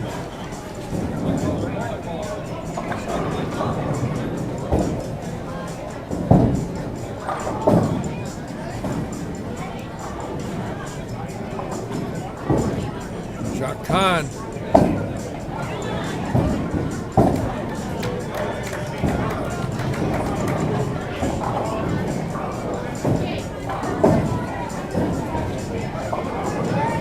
And see that? Very touchy from out, very little hold area. Let's watch the great Baranecki. Now, obviously, Baranecki bowling great the last few weeks. 824 Wednesday night, 15th in his first PBA event last weekend. A lot of speed up the back of the ball, and he's good at it. He learned how to do that at Kegel, taking his hand right out, coming right up the back, and that's what you got to do when there's an OB spot. You've got to go up the lane with your rotation, going to the pocket, rolling towards the pins. Change the rotation. If he's tilting it from out there, forget it. Miss left, it goes Brooklyn. Miss right, he misses the head pin. So he's changed his axis of rotation. And that is key on a shot like this. Spencer Eddy with the strike.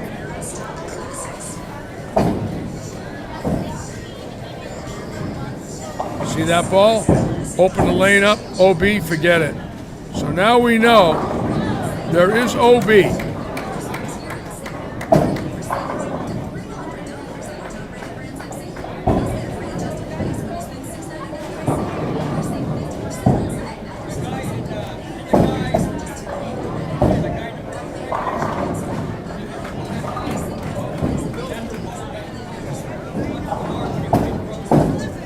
And from the looks of this pattern right now,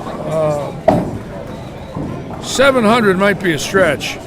Crossing the house, I'm not so sure. I'm not so sure that 7's in the wood, although we've got greatness out there. That's a pretty gutsy call on my part. What Don't. about Elizabeth? She says hi.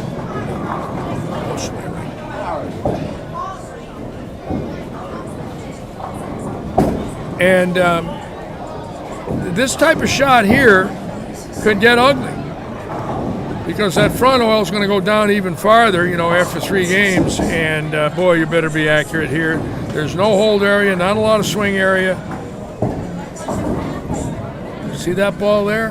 Really good shot by Baranecki, and it just fluttered a smidge. And if that's the case, it's only going to get worse. So we know now.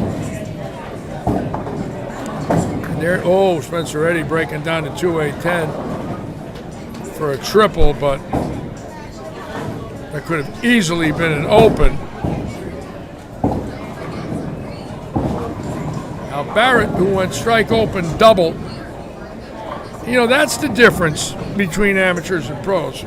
When a pro opens, they know why. And when an amateur opens, they don't. And it's what I always say, bowling bad is lack of knowledge. And that's what it is. It's knowledge. You have to understand why you didn't strike, especially if you open it. Look at Pulaski Jr. going to urethane, and that could be a secret right there, folks.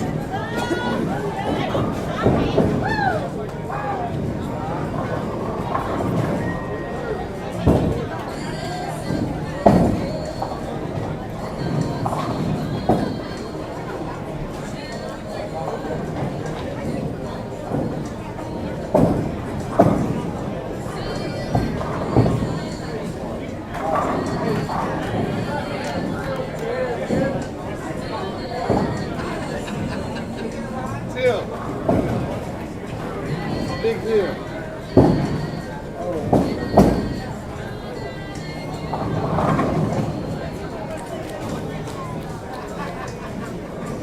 Devin Richards in trouble already. And Waddell in trouble. See the splits. Oh, great shot for Waddell. Attaboy. See the big wide open splits. Look at the red circles there.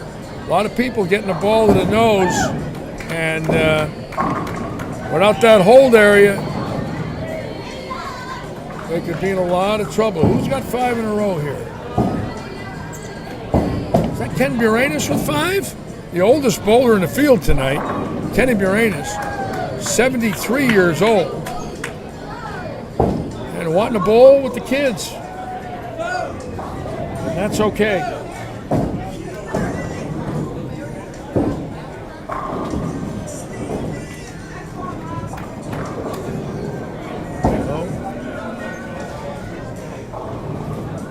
Fourth over with a break there for a 4-bagger. Nick, fourth over out of Lake Placid. That's not Buranis with 5. Okay. We'll find out who that is on this next shot, of course. I want to stay here and see who that is, and we'll move it down to the low end again. And Waddell, all of a sudden, 3 splits in a row. He goes 6, 6, 5, 7. So as you can see, that's Ryan Johnson with 5, a 2-hander, and coincidentally, Johnson doesn't tilt it a lot. He's pretty much up the back of the ball, 2-handed. A new bowler, only been bowling about 3 years.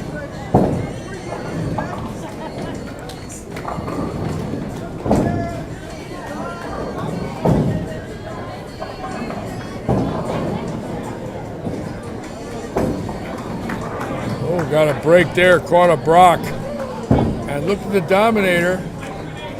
Splits in the 2nd and 7th with a 4-bagger in the middle. So he's hit the nose twice, split both times. And the kid bowling really good with urethane.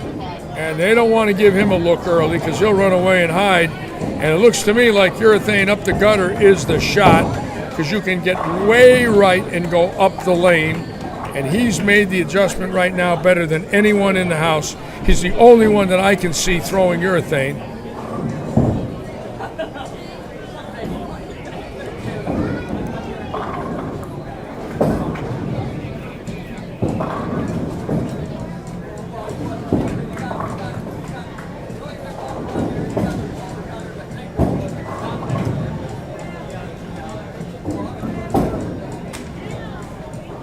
Look at Jacques Khan, unbelievable. I mean, that's a good bowler, but on this stuff here, you can get fooled. I mean, this can fool you, and if you haven't seen it enough, you end up with 53 in the 5th. It's all about knowledge, and right now, there's a very good bowler that is not playing the lanes right, obviously, and going to have to figure out something quick. Doesn't want to get out of the box with 120.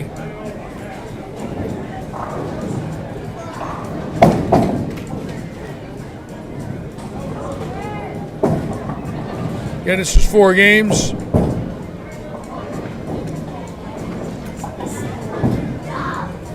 other than Pulaski's look, which right now is great, I don't see 700 for anyone. They just look that tough right now. And leave it to Kegel. Oh my God, look at that. That's crazy. A 610 on a half pocket hit.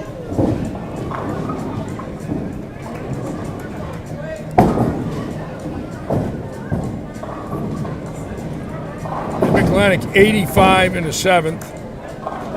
And there you go. These are house bowlers here. And obviously, Kahn and McAllannick are having a hard time with this pattern. And look at Pulaski with the purple hammer.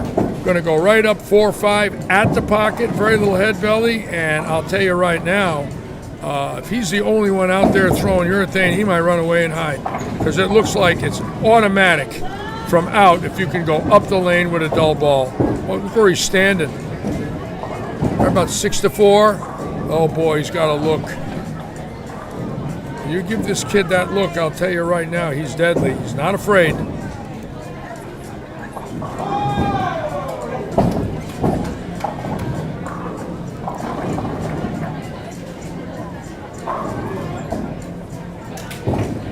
Whoa, how about that messenger? Electronic for the young boy.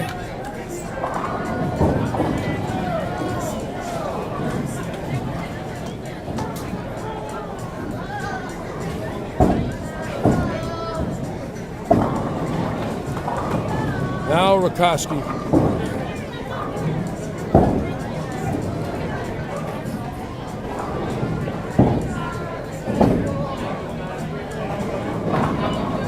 He's an assassin.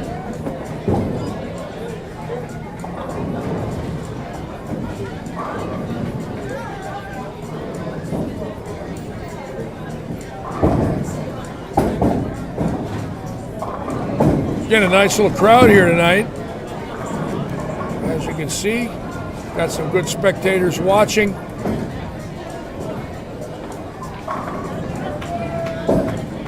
We'll have a prize fund for you folks shortly.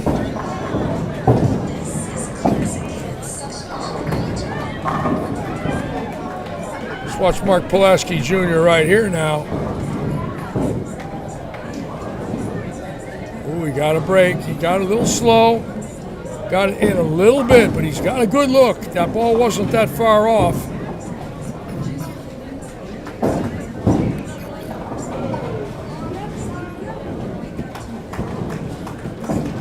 Boy, they look tougher by the shot.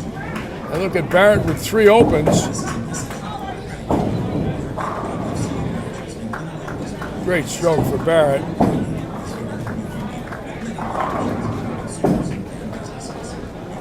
Barrett with 3 opens, and amazingly enough, if you watch his score come up, he opened every time on a strike except in the 8th. So consider this, if he strikes in the 2nd or the 8th, right? He could be 2 balls away from 260. Strike it 1 ball in the 2nd, 1 ball in the 8th. Leave the open in the 7th. He's 2 balls away from 260, but you'd never know it when you look at that score sheet. Great shot, threading the needle.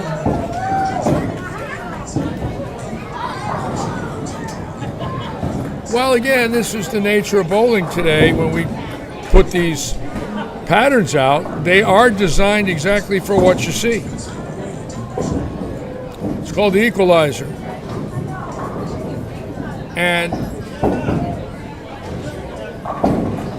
I have nothing but good things to say about this when I see it. Simply because it's not only a fair test, but it's a test of your wits. You know, how long does it take you to adjust?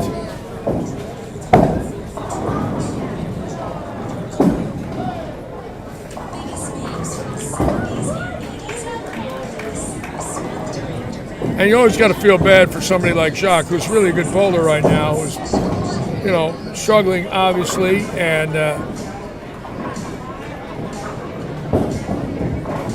Rakoski just plugging along.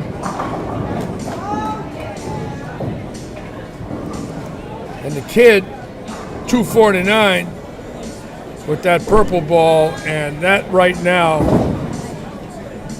looks unbeatable. If he can cross the next pair and get the same look, there's nobody going to beat him. Unless he does that. I look at McAlanick with a gutter ball on a double, 145.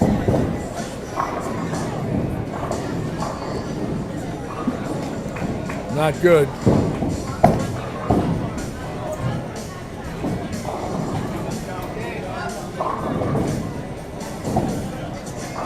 Boy, that ball did nothing. See that? Unbelievable. I mean, it just got there to 40 feet and just slid right and never recovered. Koski knew that was bad. John Van Baren's on. Doug Clark, welcome aboard. Finn Rollins, welcome aboard. Fred McFarland, nice to have you, sir. Dean Abbott. Yes, they move lanes, Joe. After this game, they move to a house in Port Charlotte, and after the game in Port Charlotte, they go to Bradenton, and then after that, they go to Lehigh. Did I answer your question, Joe?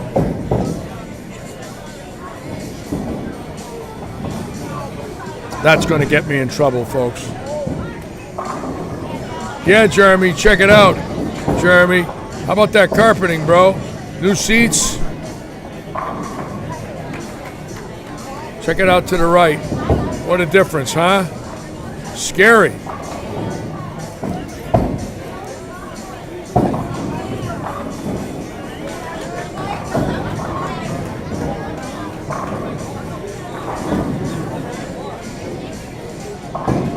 Paxton Johnson on, Tristan Hansen, Kevin Faber, welcome aboard, everybody. Thank you for joining us here in Southwest Florida and Baraniki.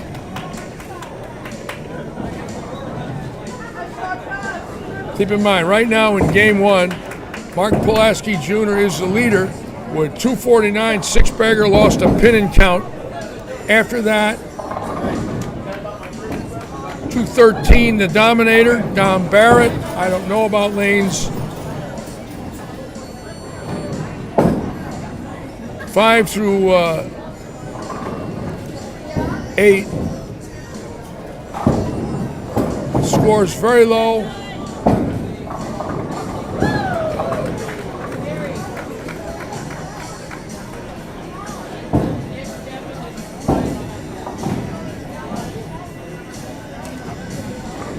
Koski can go out for 223 and could very well be in second.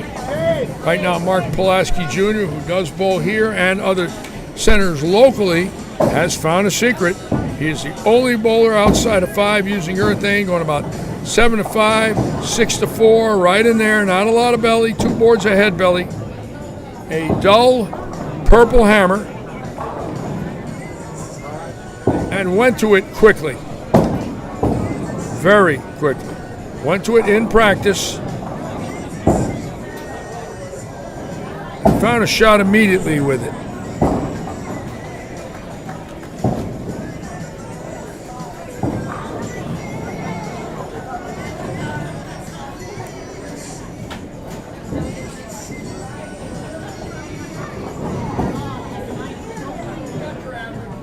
And counted 127, and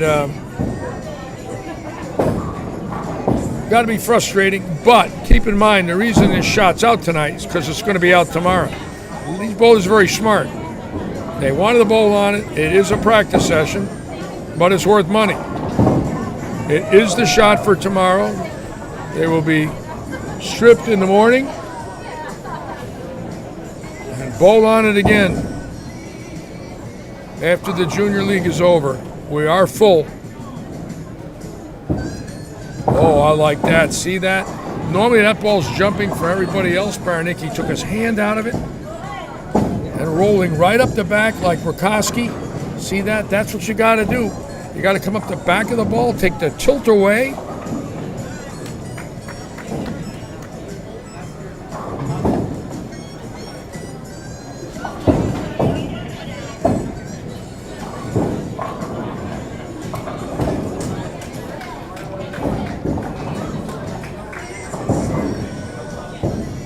Wow, beautiful.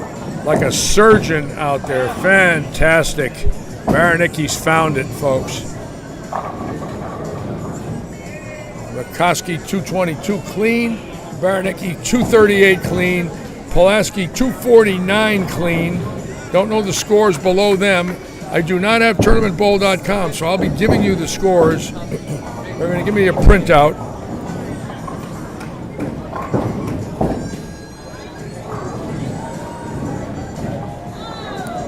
He caught that one a little bit.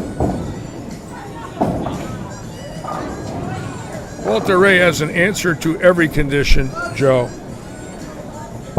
Walter Ray is a Picasso when he bowls.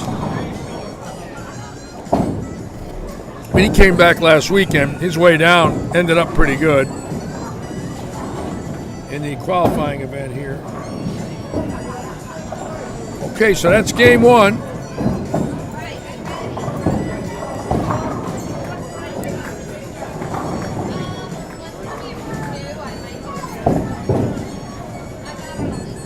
Barrett did start with a strike. He's over 200 in game one, which is good. You know, he hasn't dug a hole.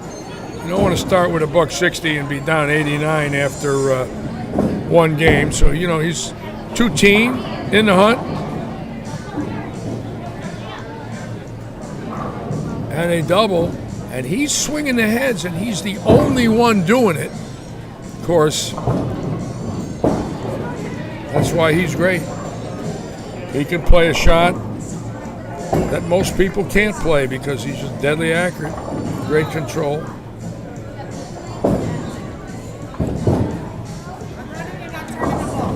Oh, you're going to run it on turn? Yeah, just load the scores. So you can go ahead and get on the tournament. Okay.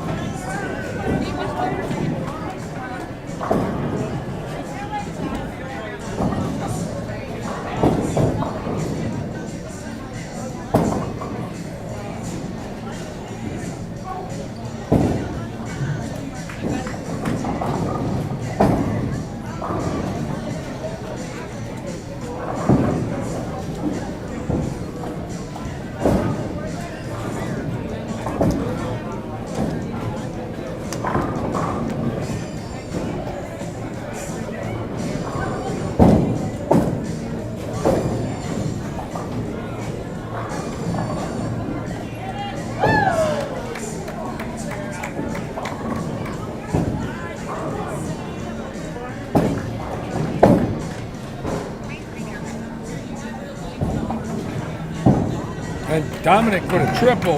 Again, extremely, extremely impressive considering there's really nothing out there circling unless you just dead execute every ball. I mean, it's not only laid down accuracy, the right ball speed, the right release, the right ball, the right lay down, because if you don't, you're not going to get it to the pocket. So right now you got a guy that can do that.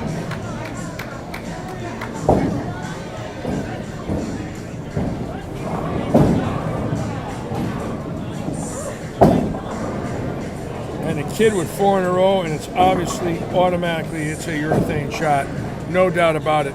He just switched pairs and is lined up without practice balls. Keep in mind, he goes 249, switches to urethane, goes spare 6-bagger, loses a pin and count, moves to the next pair and throws a 4-bagger. That's it. There's nothing else to say. He's locked in. That means he hasn't moved his eyes and feet from the last pair to this one.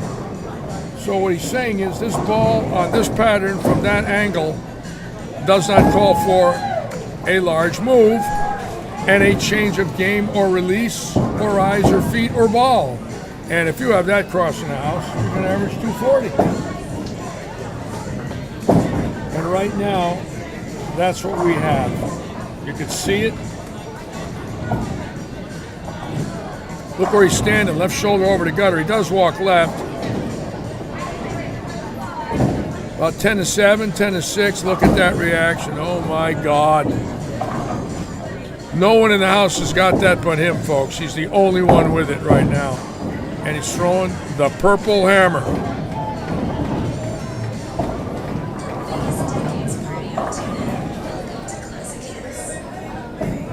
Tommy Kress likes to condition. I like to condition.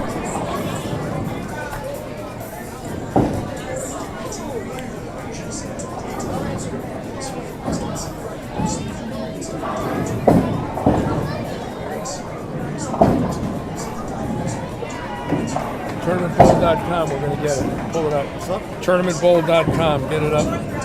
TournamentBowl.com. She decided to go to it. So find it, and put it up. Got it. All right, just bear with us, folks. My tech man Larry's going to get us on TournamentBowl.com. We're going to watch Baranecki and stay on him. Okay. That's it, upcoming. Lightning strikes right there. You want that, right? Squad. Standings. Doesn't show. Can't click it. Can't click it. Go back and see if it was another tournament.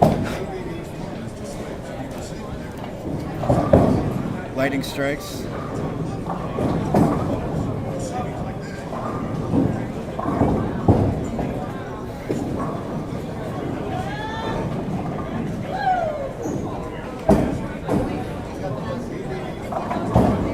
Watch this. Watch this. I'll show you a trick. LIG. It's a keyword search. Okay. That's the only one with light on the whole page. One of one. Right there. Okay, go back to it. That's it. Go back to it. And see if there's anything else. Side action. Pots. High game. Nothing. Tell Mary you don't have it. All right, we'll move the cameras for you now. Let's go back to the kid and watch what he's doing, because right now he's running away and hiding. And let's check him out here. And look at this, folks. Unbelievable. 249 in game one. Hasn't moved his feet or his eyes for game two. He's on 6.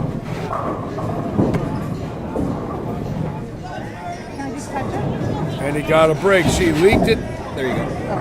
But he is locked in, and the only one even close to 500 after 2 games.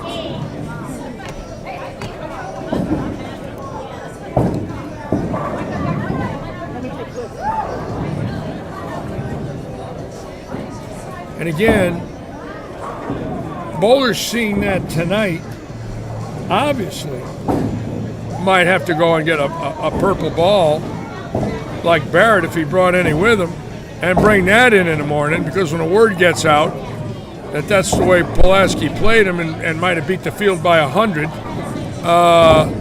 you can bet a lot of people are going to be throwing your thing tomorrow. I know I would. If I was in this event and I was on the right side of the lane, that'd be the first ball I'd throw in practice. I wouldn't be fooling with resin. Knowing a guy won a sweeper the night before with a purple hammer and beat a pretty strong field by a lot of pins. And right now, he's right at 500 for 2.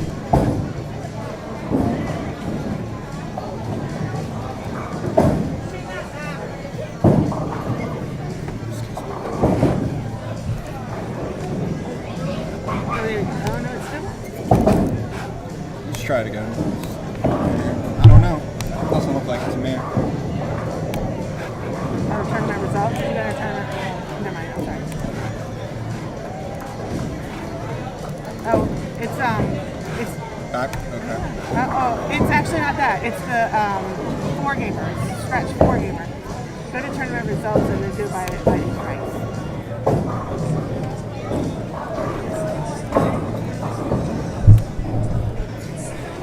Okay.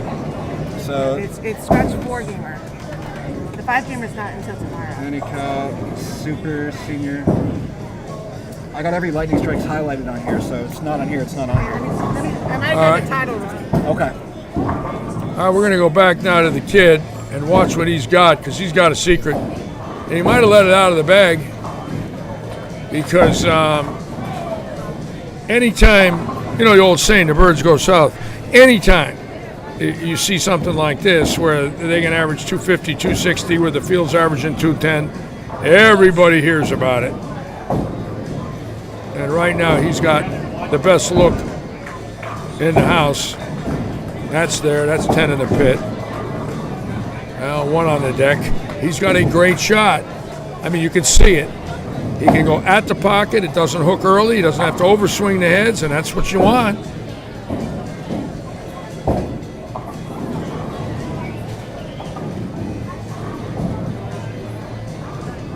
And let's go back here now down the low end. Watch this next group.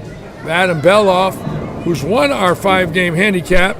Young bowler. And Baranecki, you see too much tilt. If it's resin and you tilt it a little bit, it will come off that oil and boot to the left, where the urethane can't do that. It doesn't have the cover. It does not have the cover to come off that spot real hard, and that's the one problem with urethane, or resin, excuse me.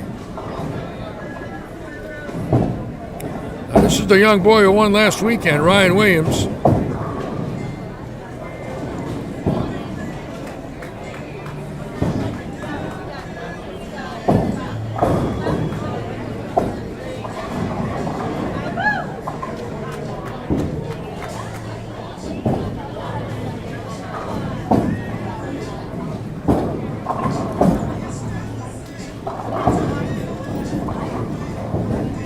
Watch Pulaski.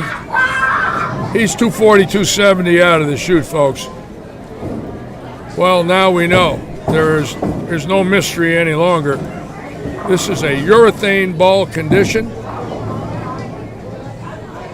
And you got to be out, laying it down around 8-9, hitting 6-7. Maybe lay it down on 7, get it to 5, and that's it. The cat's out of the bag. The next question is, how many birds will go south? We'll find out in the morning, won't we?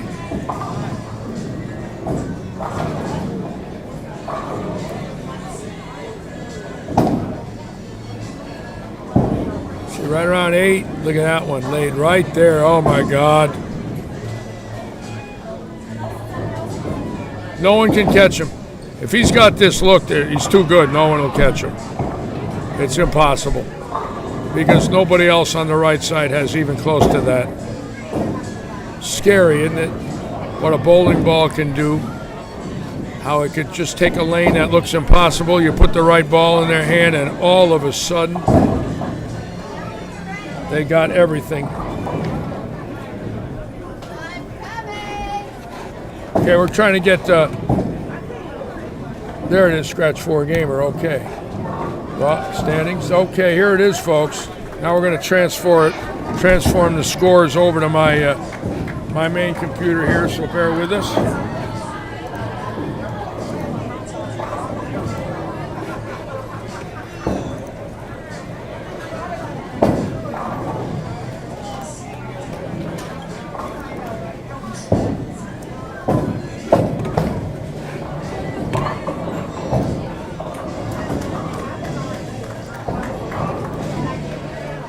How to do it? Forgot. Yep. Yeah, I forgot. I know.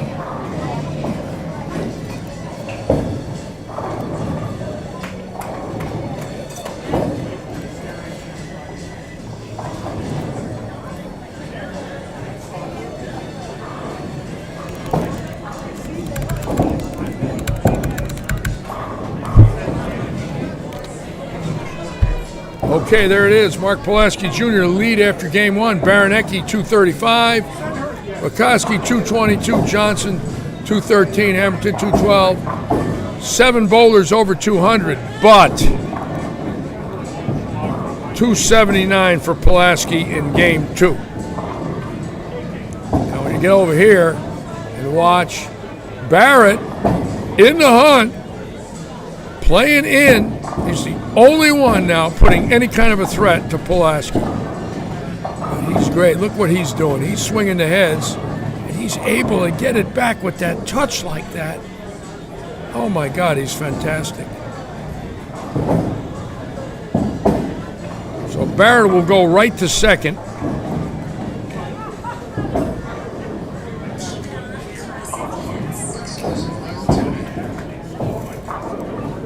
So we'll watch again now. Barrett will be 257, and he'll be about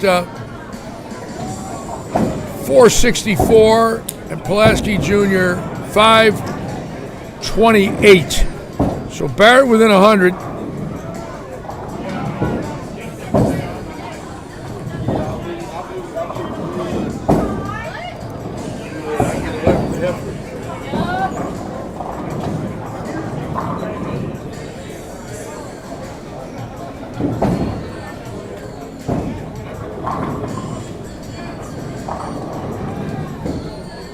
So that was a pretty good shot. And again,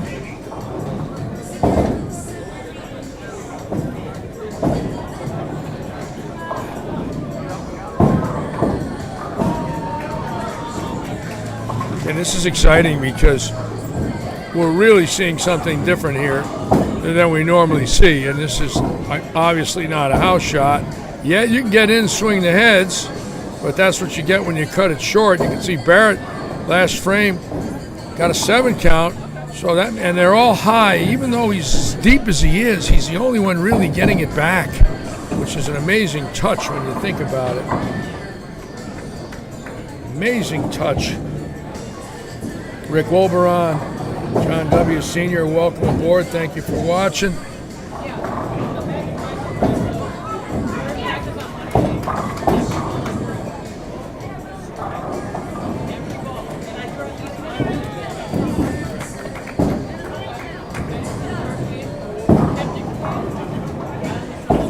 And that's Rakoski with 6. And Rakoski started off with 222. So it looks like Pulaski, Rakoski, Barrett will be the first 3 after game 2. And it's fun to watch.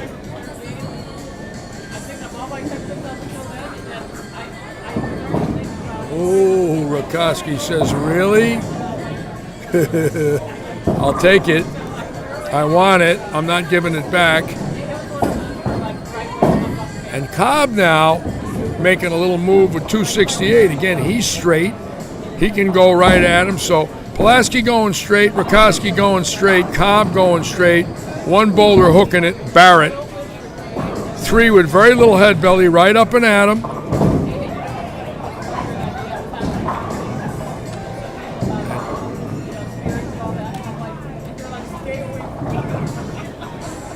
Tomorrow is the 5-game scratch event, Andrew. Game 6 is a position round, 30 bonus pins to the winner. The top 5 go to the step ladder.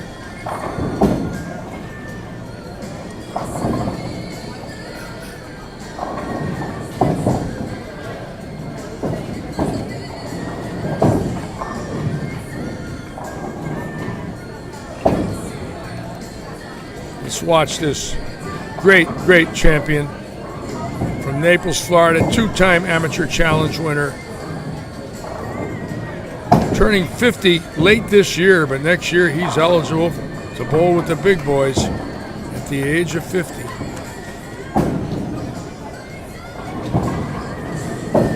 Whoa, there it is. Yep, this house will do that. Really looked good off his hand, but didn't have much at impact.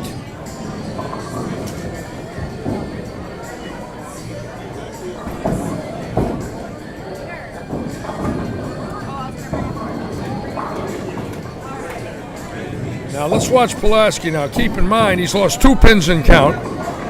He had 11 strikes in game 2. Dutch 249, started with 6 in game 1.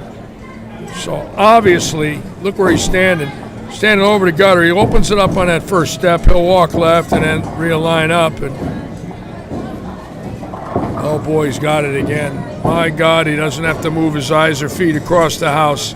That's scary. He's got the identical shot, 3 pairs in a row. And when you give somebody that and they know it, we all know what that means. It's not a mystery. But you don't have to move your eyes and feet crossing a house. It becomes an easy game.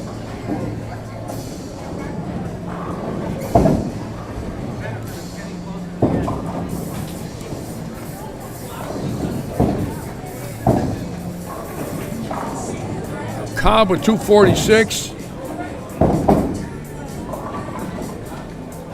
Had 178 in game one. So 243, 178, 243. About 21 over. Baranecki struggling here.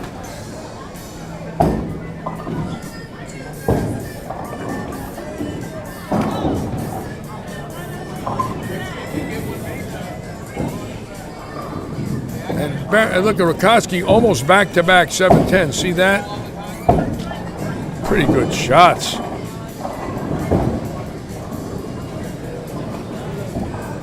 And Baranecki, look at this, just giving it right back. Now he's in deep doo-doo. I mean, he's got to go to urethane. He's got to go in that pro shop, get a urethane ball immediately because he's got nothing.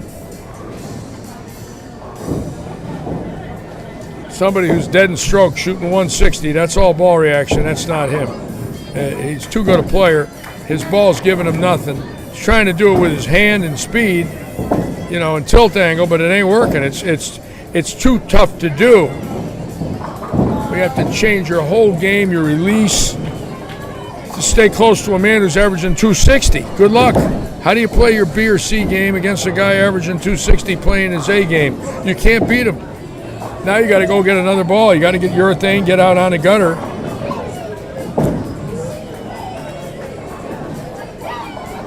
And that's it. And you heard it from Larry. That's it.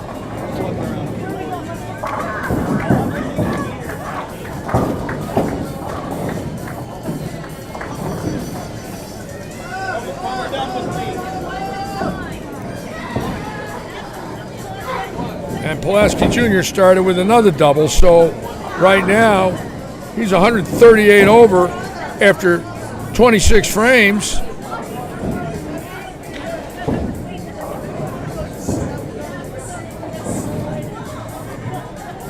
And no one in the field's close. Rakoski, you know, it'll be about 70 over, but Mark Jr. is just running away. Look where he's standing with the left foot. No one stands there in this house unless it's this pattern. Watch where he's laying it down. There it is. Oh my God, he's got carry too. He flower potted the rack. He's got to be laughing.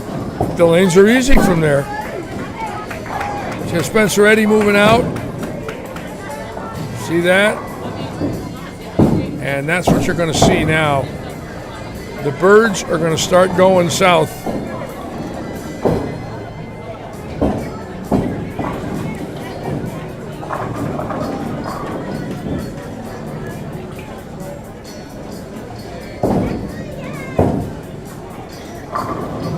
Rakoski can stay in the hunt 256 to go 478.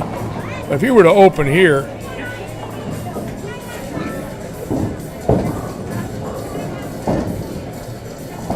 got a break. It's the third time the 710 was standing in 4 frames. Got another group coming in here now. That was down the low end, Ray Stevens. My dear friend Ray Stevens, one of our sponsors, Paramount Residential Mortgage Group.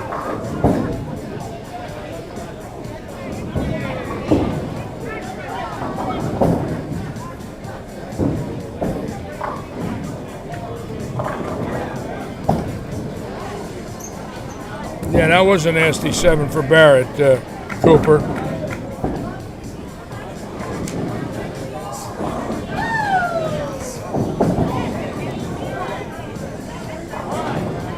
Now Pulaski left a 10-pin all the way over there to the right. You'll see it. So he's 79 in the third with a spare in the fourth, and he missed it. So that's his first open. Rakoski still hanging tough at 478 for 2. Kenny Fry watching. Welcome aboard, my friend Kenny Fry from New England.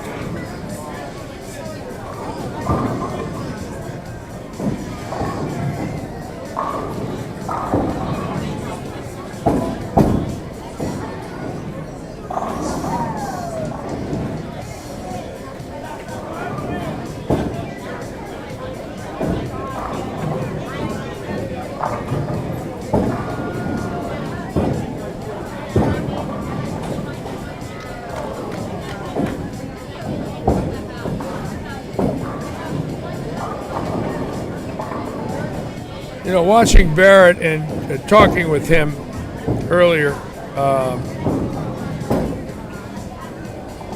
you get the impression this man not only works so hard, but the dedication, regardless of the past, is there every day, no matter where he is in the country, and takes a ride down here from Tampa.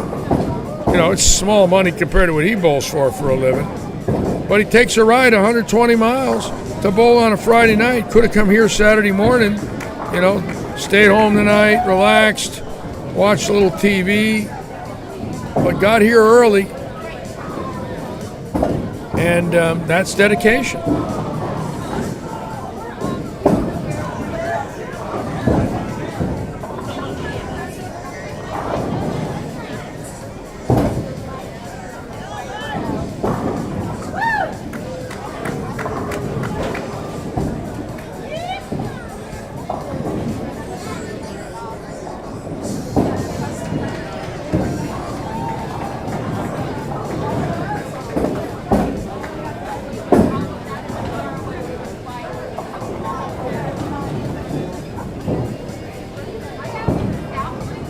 Pulaski missed a 10-pin in the fourth, and it was a good 10, too.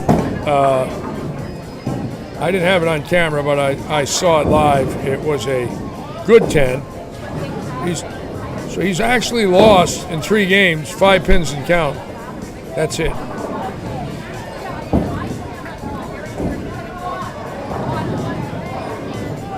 Oh, brother.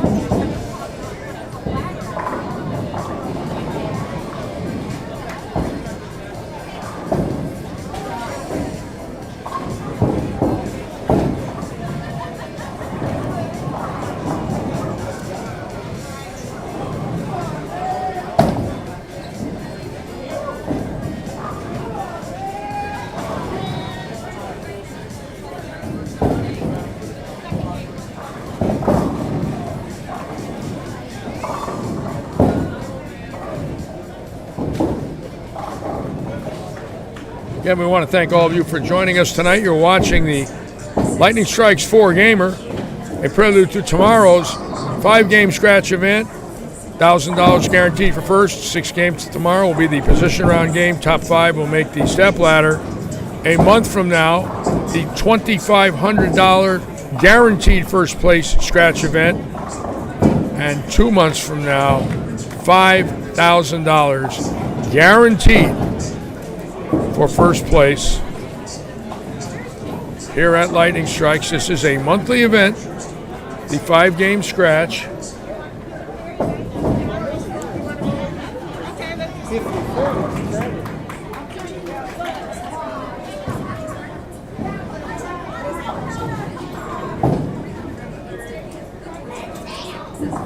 We're going to go back and watch Pulaski. He's got an unbelievable shot. Has not moved his eyes or his feet in 3 games. Same ball. And the same reaction. And for those of you watching, he's the only one out there throwing urethane. And I don't think he'll be the only one tomorrow. Now, see, Spencer Eddy went to it. No, I don't think that's urethane. That looks like an idol. Playing the lane out there, but that ball just come off that spot like it hit a bumper.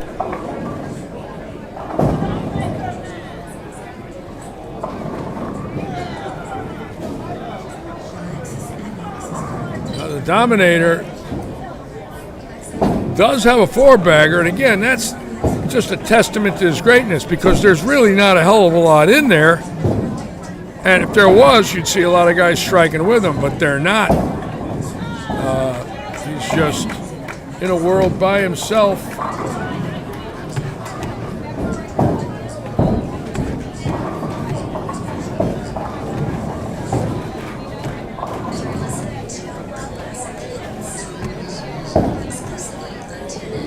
Scores are up, Larry.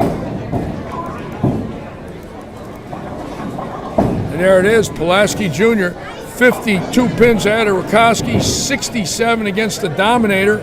Bobby Harrington 90 out, Zielinski 98 out. And if you'll notice, only 6 bowlers averaging 200 on this shot tonight. Pulaski Jr. just running away and hiding. And we'll watch him here. The Dominator next to him.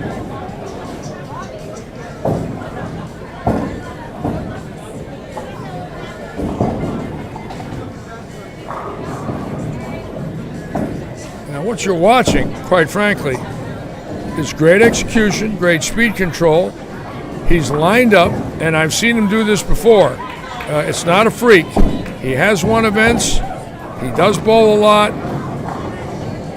And he's got a sniff right now, and he knows it.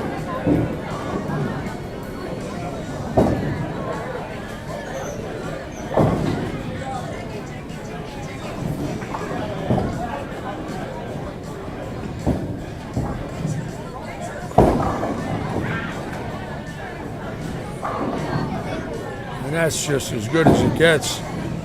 My God, is he good. There ain't a hell of a lot in there either, I'll tell you. If there was, you'd see a lot of striking going on. It's just not inside. But for Barrett, it is.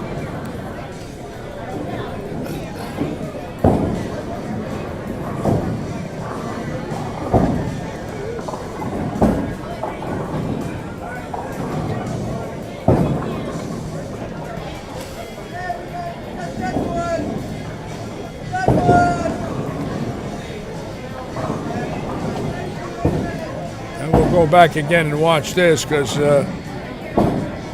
this could be, if Barrett stops striking, it's over.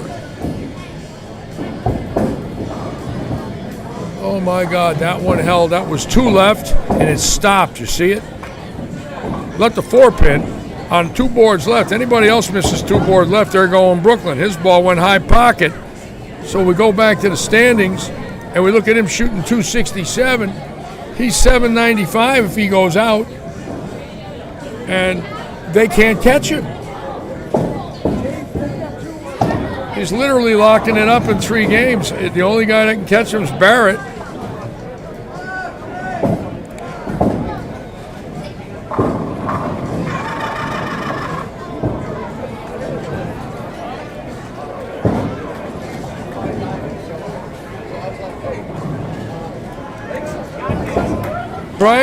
Brian, that's because they don't see this enough to understand it.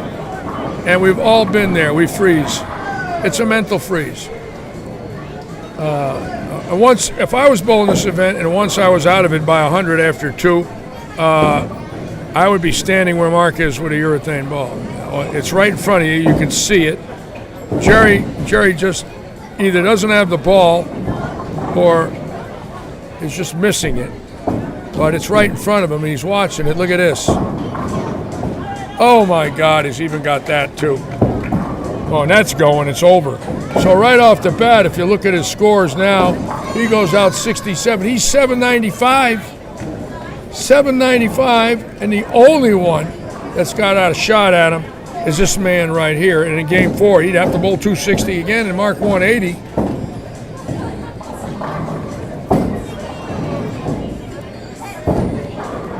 Wow.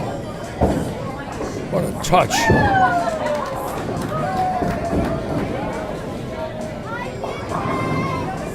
And that one he got a little soft, a little deceleration. Still a great game. Now actually, I'm going to go back to the scores and check Barrett out. Let's say he goes 253 and 781, and Barrett is 461. He could go out for 269, about 730. So I wouldn't say Barrett's exactly out of it, but Pulaski would have to give it to him. Yes, sir. Yes, sir. Pulaski would have to give it to him. He would have to start opening, and there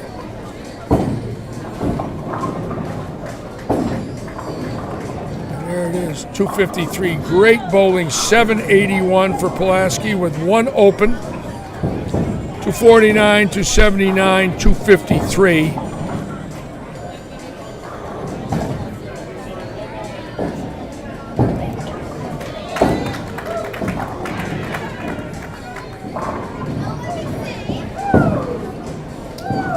and just no one else, at least on these cameras, are going to be a factor.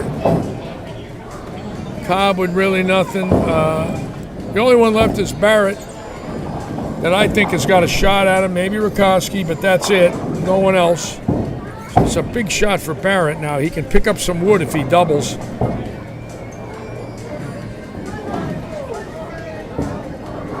There's one. All right, so he's at 58. So he's picked up 5. He was 61 behind. He's 56 behind. Was he 50? How many pins behind was he? Let's see here. Barrett was 67 behind. So he could be 51 behind if he strikes out. So now we know Barrett would, have to put a monster together, and a total collapse by the kid. Wow, that's just unbelievable there. He's the only one able to do that in the house right now. That's just pure touch at the bottom of that swing. Everything is identical. So he'll be 69 and 61 is 730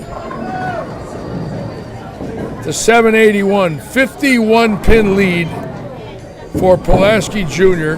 if Barrett strikes. 51 pins if Barrett strikes. Now Pulaski Jr. is going to go down the low end,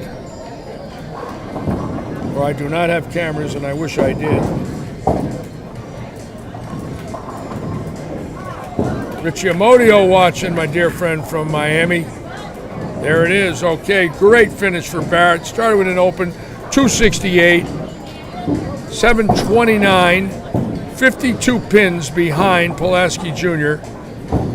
with 1 game to go.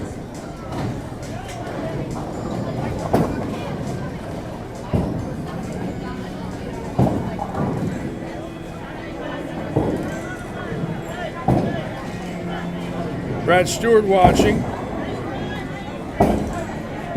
Nathaniel Samuels, welcome aboard. Thank you all for joining us. I'm Larry Lichstein. I do all the live streaming here from Robert Eddy's Lightning Strikes in Fort Myers, Florida. Keep in mind we'll be on the air tomorrow at 1. Tomorrow a big day. Jesper Svensson, Tom Doherty, Walter A. Williams, Don Barrett, Mike Alshire, David Stouffer, Evan Baranicki, John Rakowski, and John Janowitz, all bowling here tomorrow. Superstars, to say the least. David Stouffer, the man who beat Norm Duke in last year's Masters. Mike Alshire, the man who led the nation 5 years ago with 254 in average. Evan Baranicki, part of the Intercollegiate Team Championship from Weber. Janowitz, USBC Hall of Famer, a living legend. And of course, Svensson with the highest rev rate in the world. Tom Doherty, great star from Florida, PBA champion. And what many believe, the greatest bowler that ever lived, Walter Ray Williams, all tomorrow, live at 2 o'clock here at Lightning Strikes.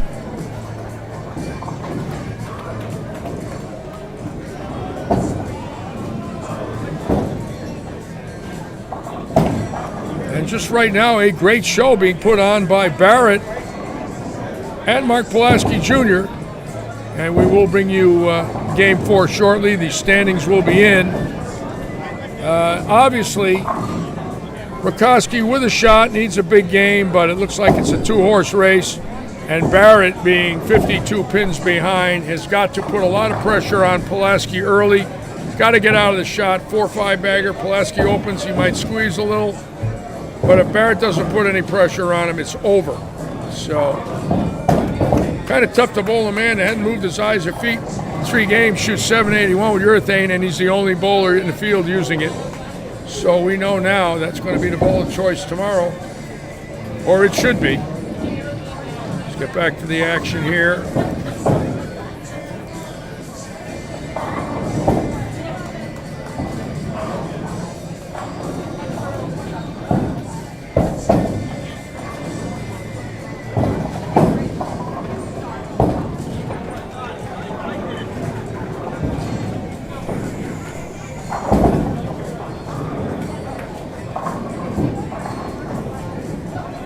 Rakowski definitely not out of it.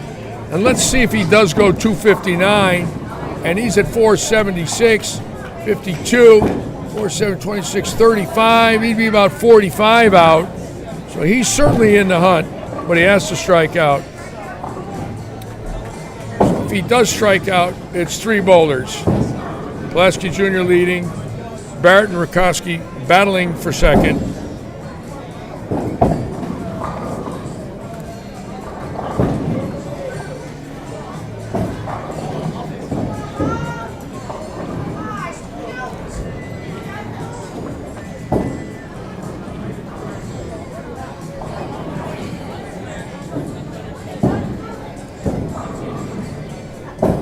There it is, the plaque 10.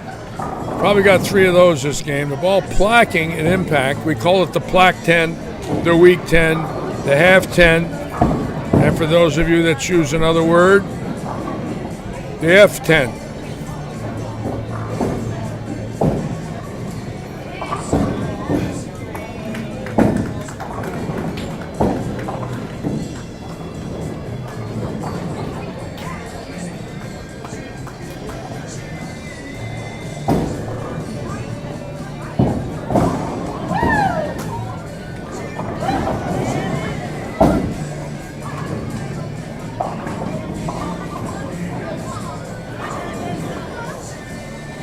Nicky working on his game out there. You can almost see it. Oh, look, Billy Seymour went to something and moved out. See, that's the first time he moved out. That's interesting. There's a 258 for that gentleman there. Big game. Don't know the man's name, but he just bowled a great game.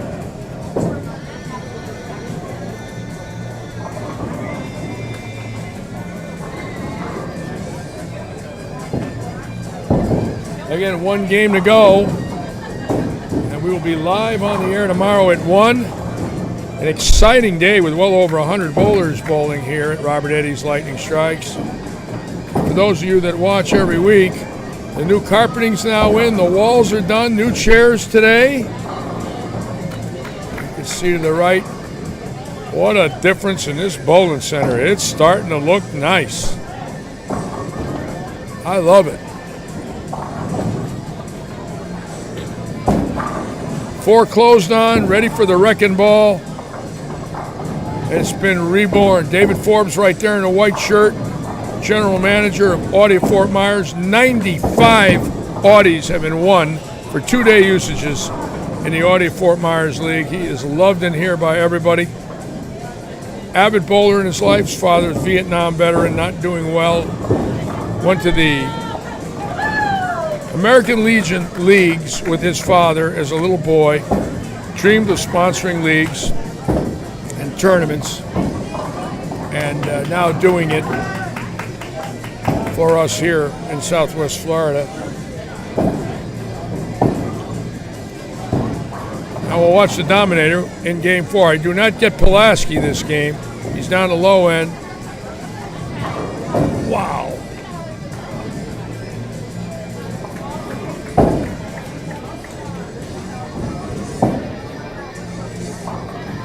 You know, he is so nice. Talking with him, the poise in that interview and the smile, the genuine warmth, and the demeanor that he has is just wonderful. How could you not like Dominic Barrett from England? Just a classy man, and I'm so happy that he has had his dream come true to be one of the best in the world. Young boy, started the game at 12. He's over here in the United States bowling with Norm Duke and Pete Weber and Walter Ray and EJ and Jacob Buttriff, the best in the world. Jesper Svensson.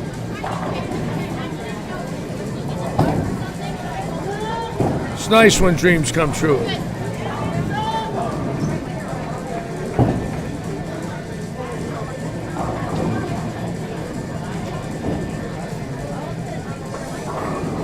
Yes, Renee, I would like to meet your husband.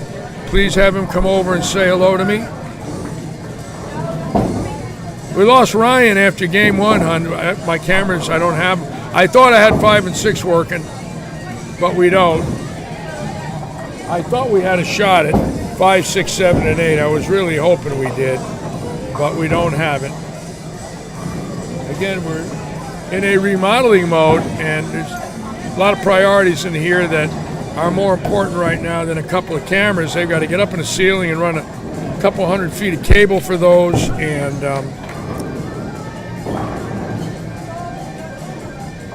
but we will eventually have cameras on every pair.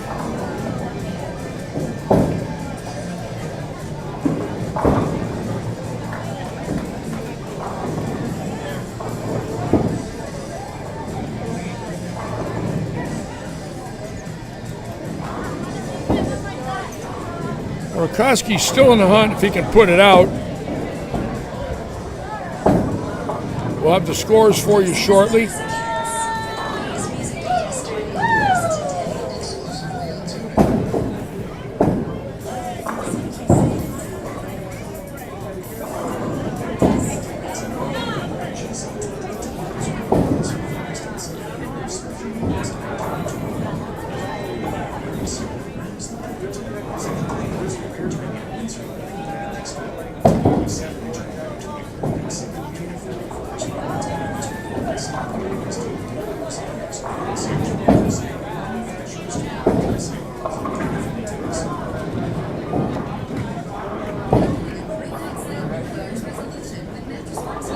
Ashley Schwartz playing out. Pretty good game there, huh?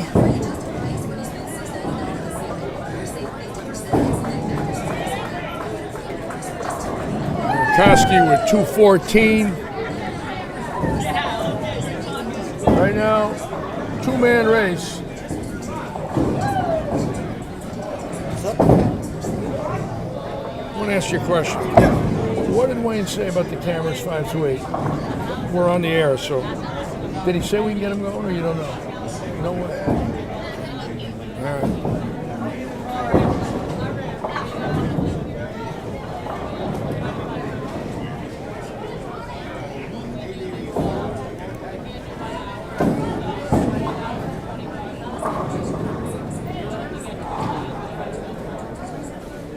Now it's strike time for Barrett. For any kind of a chance now, he's got to get something going here to put any kind of a move on Mark. He's got to put a triple four-bagger together. He's down 52 pins, and that's what he didn't want. And again, they're so touchy in there. There's no hold area. You've got to swing the heads to get it precisely to the break point at the right speed, the right tilt, the right loft. And if you make a slight error, because they're so touchy in there, you get 5.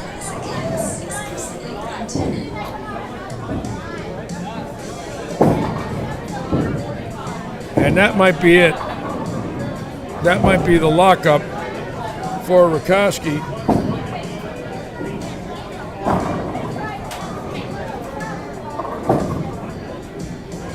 And I could see Pulaski Jr. getting up there, but with no scoring on 1 and 2, it's virtually impossible. But you can see we got to look at him there.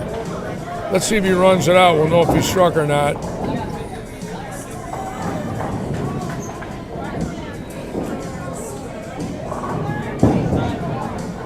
And he struck. He's walking back, so looks to me like it could be over.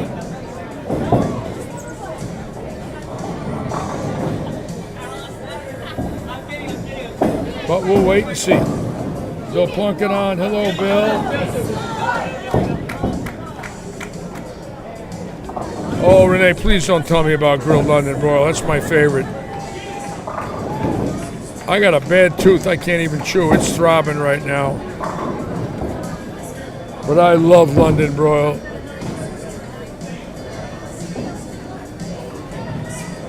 Oh, is that beautiful? Get over there. All right.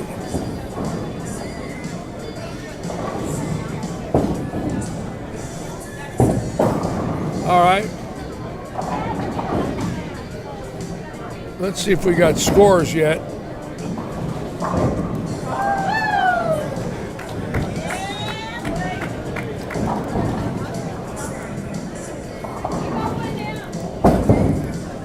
And there it is. Barrett 52 out, Rakoski 93 out.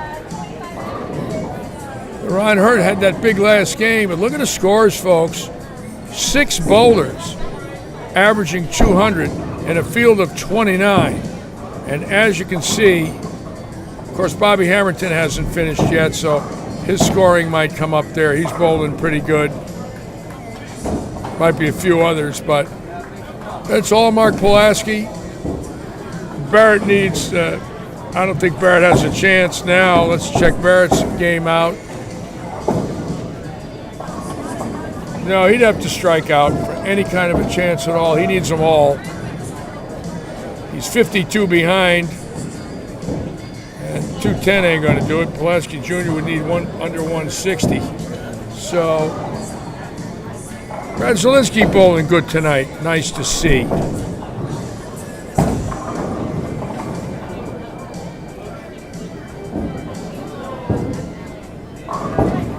Wow.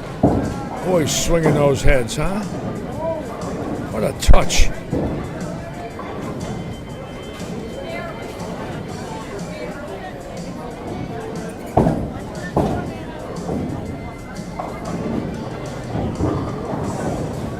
Robert Eddy with a strike.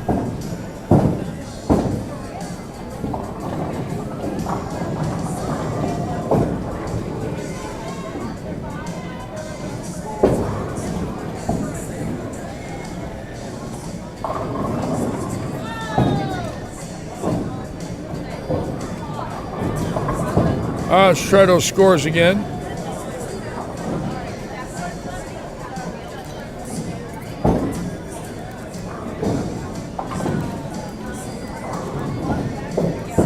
Nope, still the same, all right.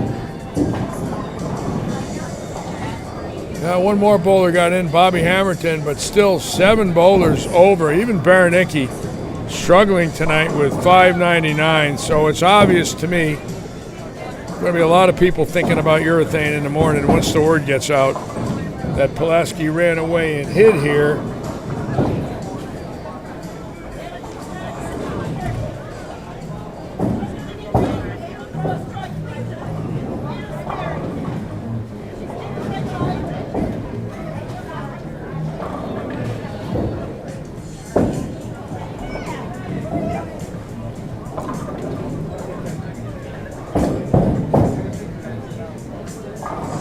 There it is again. C got it in just a little, eased up, ball hooked early, and again, he's making great shots, but there's 0 lane help from that angle. And it's amazing he's bowled as good as he has, but that's why he's Don Barrett. And then there's the rest of us.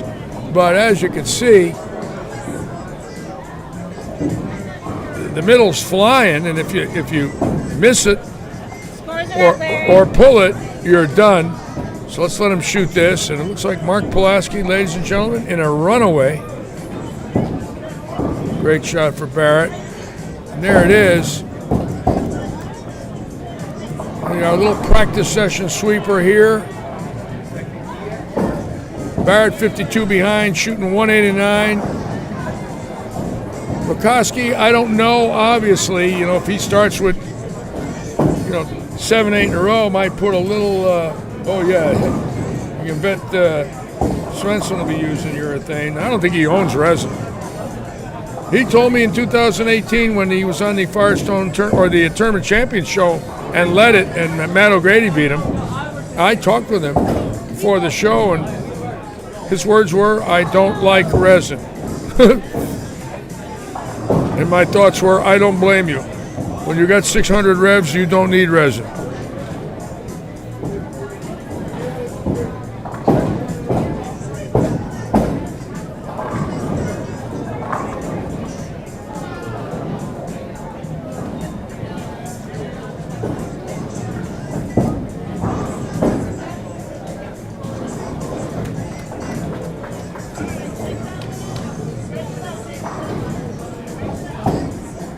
Yeah, I got to give Mark credit.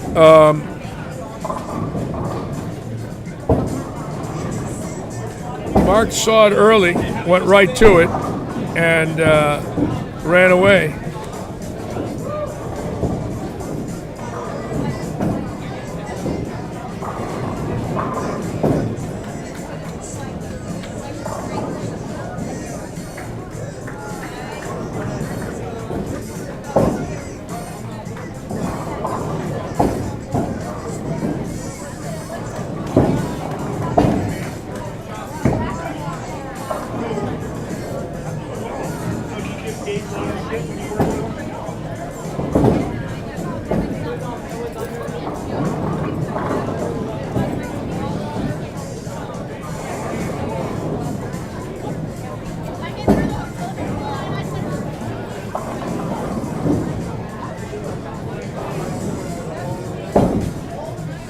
And finally, that angle got Barrett, and as great a shot maker as he is, obviously you can see it.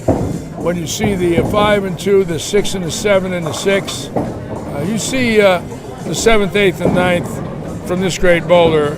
Now you know how much little there is there. And the fact that he bowled as great as he did,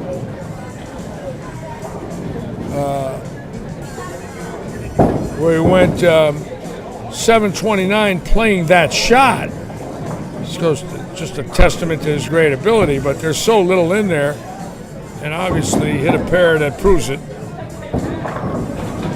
He's coming off a 260, he's going to 260, 170. Just goes to show you how great a bowler he is to shoot 260 from in there.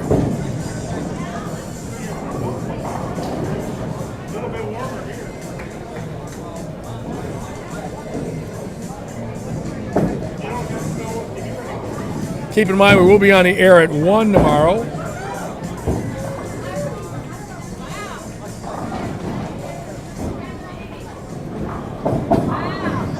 From what I see on the left, I don't think so, Brian. They're so touchy right now. I think urethane dull will read the pattern well. I think the ball comes off the oil and doesn't speed up. It just rolls where it doesn't speed up and hook up. And the other thing is, when you're dealing with crossing pairs, you've got to get a ball that gives you the same look on every pair. And that's where resin on this pair right now, for even Dom, is it just took its look away. You know, this guy coming off 730 shoots 158. I mean, he's a thoroughbred. It just goes to show you how great he bowled the first three, but this pair gave him nothing right from the start. Look at his game. Last game he's got a 9-bagger in there, and this game he's got 3 strikes. So I would think if he doesn't have urethane, he might go in a pro shop and try to get one in the morning. That wouldn't surprise me in the least.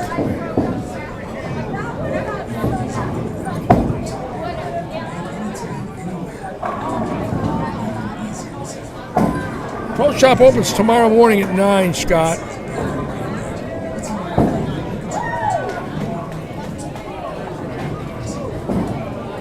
And we are expecting a mob in there tomorrow. Not only because of the field, but because of the popularity of that store. Saturdays are exceptionally busy in that store. Ricky Ward, Mark Pulaski, Gary Seward, and Evan will probably be in there in the morning helping out.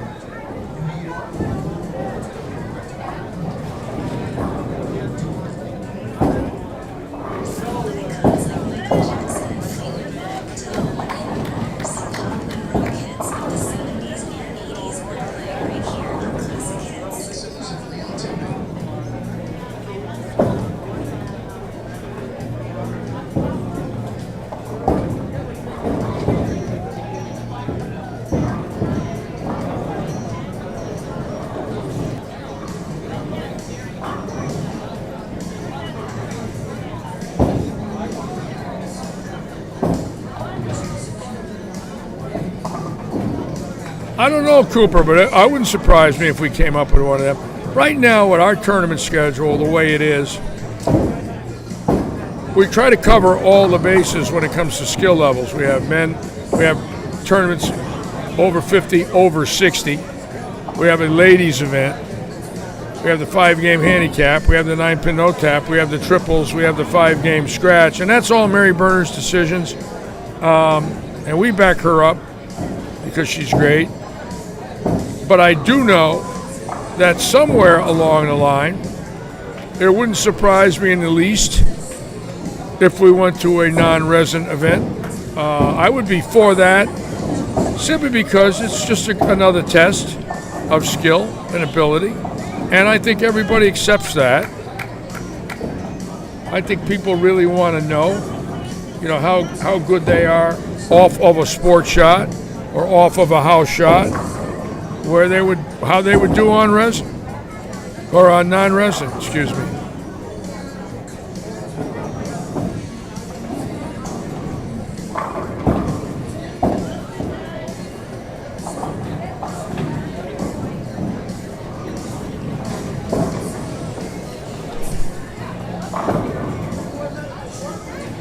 Well, Joe, Robert Eddy is an unbelievable man. His boy's a good bowler, too. The kid can bowl. The more I've got to know him, the more I'm fascinated by him. When I went to work for him, 2 years ago, I knew him. I didn't know him that well. But now that I really got an idea about the type of man he is, he can recognize loyalty, and he can recognize complacency, and he is very fair and has given 30 people a job that really want to be in the bowling industry right now. And I told him how much I appreciated what he did for me.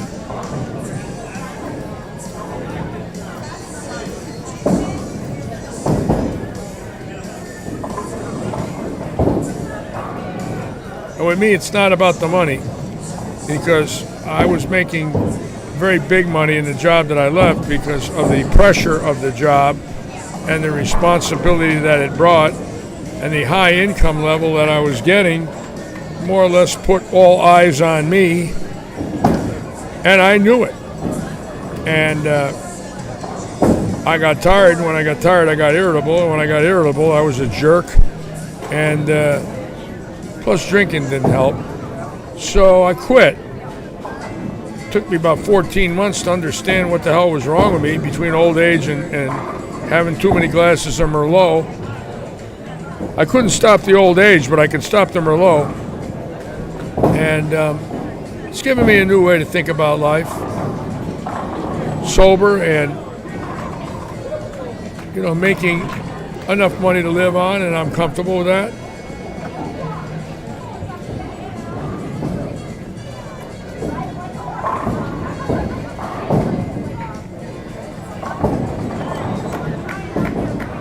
Let's look at Rakoski. Now that we know Barrett's out of it. Rakoski's 688. He's 93 out. So we know what that means.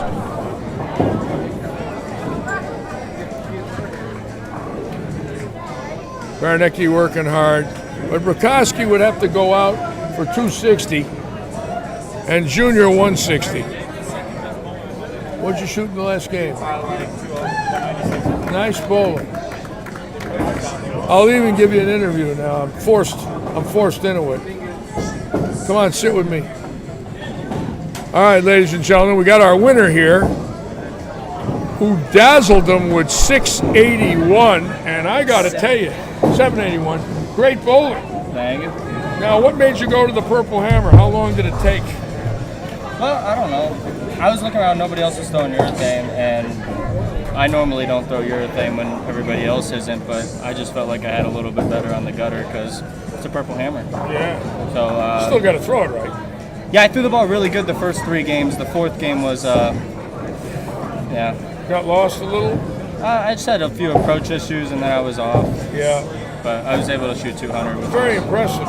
Thanks. You were the only one out there using it. Yeah, it looked good. It looked good, and it went through the pins good. Normally when I get onto these like 39-foot patterns, my rev rate's not high enough. Yeah. So my urethane ball plaque 10s, and it makes me throw reactive. Yeah. So this was good. You impressed me. I know you impressed the people watching. I like the way you bowled. I like your strategy. I saw your shots, and you got to be. It's a thinking man's game now. Got the wrong ball in your hand, you can make an easy lane look tough, and a tough lane look easy with the right ball in your hand. Yeah, that's the way it is. Why'd you do that with your hair? You trying to make fun of me? No, come on. You can borrow some. I got to get a haircut soon. We could just get a super glue. Yeah, I knew you were going to say that. Now let me ask you another question. Sure. About today's bowling. Okay. Will you have a mindset for automatic urethane tomorrow, or you start over tomorrow? What are you doing? No, I can't because, all right. So it's gonna play a little tighter where we're at, but no. But I am gonna, because in practice I was throwing reactive and I was playing a little further left. The only thing I'm gonna try in practice tomorrow is reactive on the gutter. How many urethane balls do you own? I think I have like 7. So what if you had like a purple hammer with 500 and one with 1,000 and one with... I threw 2 different purple hammers today. What was the cover on them? The one I just drilled like or like a few weeks ago or whatever, maybe a month ago. I've never thrown it, so it was fresh. And then the other one I hit with 1,000 right before we started. Not a fresh one, no plugs, new ball? The one I didn't throw that much was not, but I have an older one that I use just everywhere. And the new one I put a... Boy, you had a great look. The new one I put It got you loose. I mean, you were just yourself. Yeah, I threw it. All right. They gave you a great look and you knew it immediately. That's what it takes. You got to know. Can't be guessing. No. What was first place? 300 brackets? I don't think there was. Did you get in any brackets? I don't know if there was. So you figure you made maybe 200-300? Possibly. Can I borrow the money? I'll pay you in a couple of months. You know what? I'll donate it for the wig. For the wig? For the wig. All right. But I want to see you wear You it. and a lot of other people. All right. Nice bowling. Hey, thanks, man. All right, man. How about that, huh? 7. Well, fantastic, the kid. Got to give him credit here. Let's check his scores. See if some of the scores are in yet.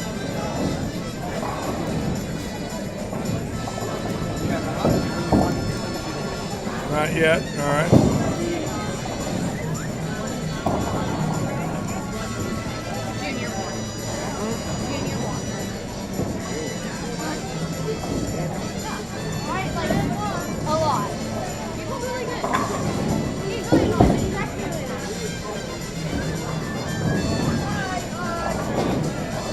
So it's just really a battle for second.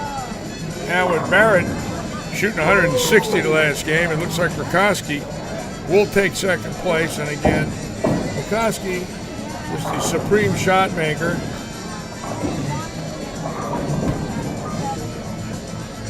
No, we're good.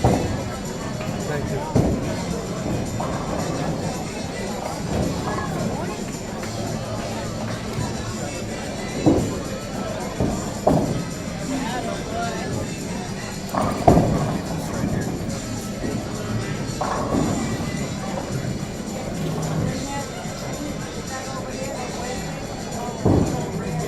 Yeah, I got to admit, very impressed with the way he bowled tonight. And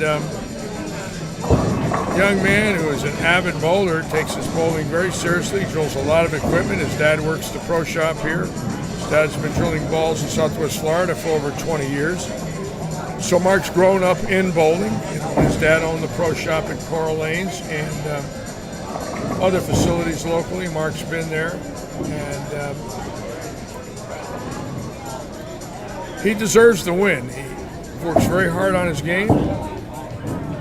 And most people will tell you that he's always been a very good talent.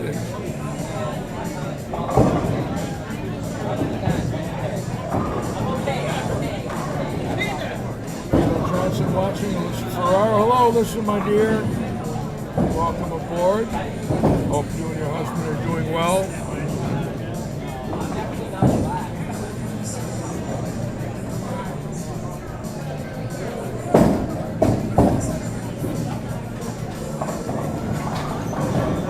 That music won't be on tomorrow, folks. I can assure you. I love Chicago, but I'm not really interested in beginnings tomorrow.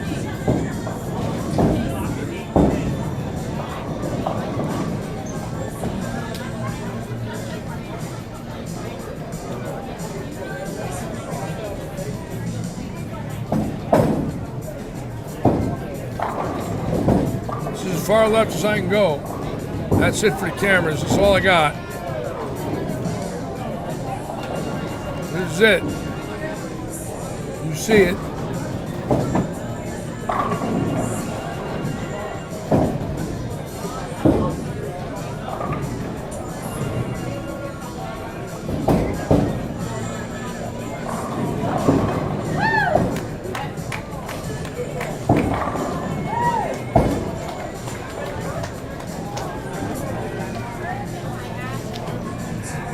As you can see, the bowlers finishing up now down the low end.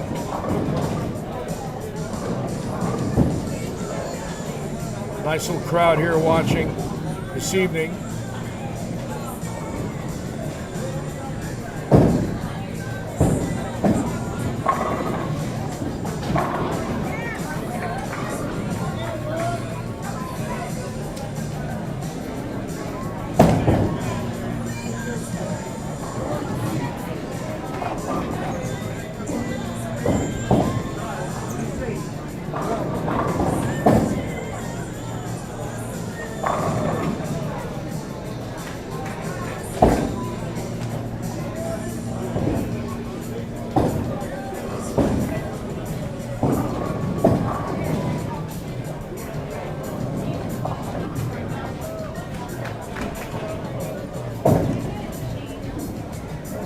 Watch this last pair finish up here with Ray Stevens.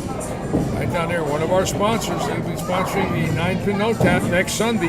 Full house, everybody's taking.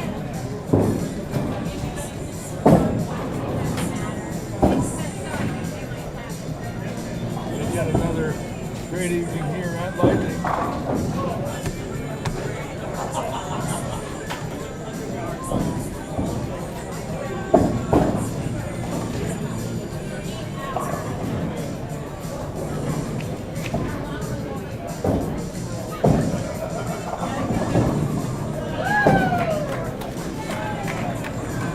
I didn't realize I could get Hamilton on 9 and 10. I missed that, folks. There's Bobby right here.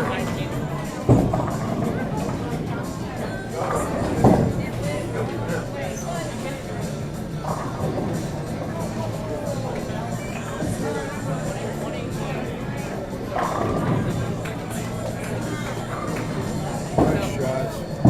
Bobby looking good tonight. We'll have the final standings for all of you shortly. Mark Pulaski in a runaway.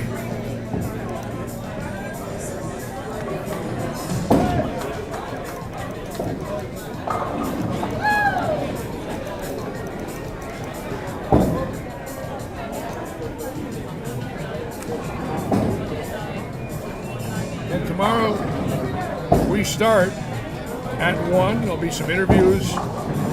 Probably be talking to Walter Ray, Jesper, and Tom Doherty. And keep in mind, it's a stepladder tomorrow.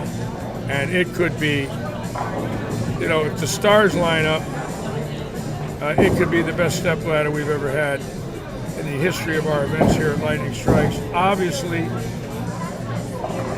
with Barrett, Svensson, Doherty, Williams, Janowitz, Stouffer, Baranecki, Rakoski, and several more big names, it could be an exciting stepladder.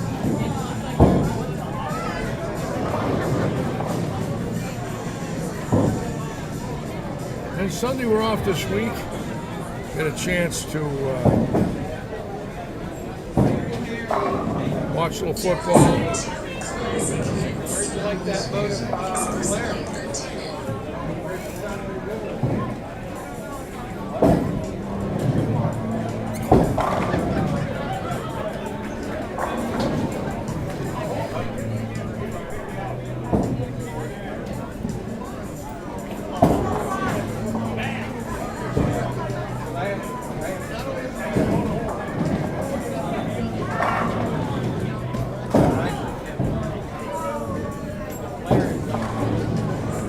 Rick Wilbur, see you tomorrow. Thank you so much, Rick Wilbur, the father of John Wilbur, the man that bowled the 34th perfect 900 series. In Rutland, Vermont, Rick, an avid viewer, avid bowler. His son, a great bowler in New England. Big John Wilbur, well over 100, 300 games, about 140 or so.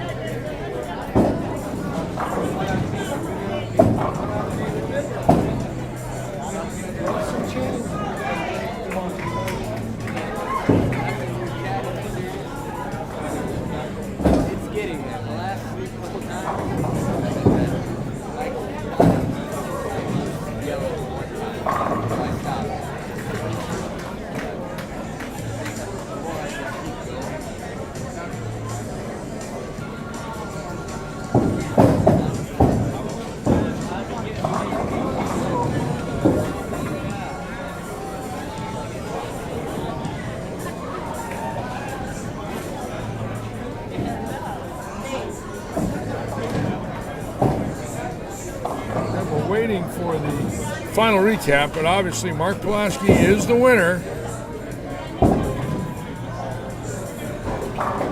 Us. Shrimp. Where'd that come from? Snack bar.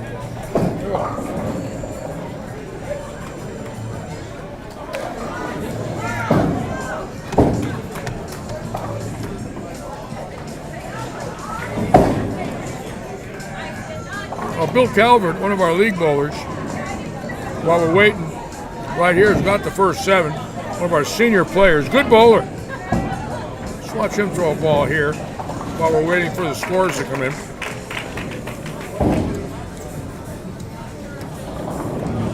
A little high. Good shot for Calvert.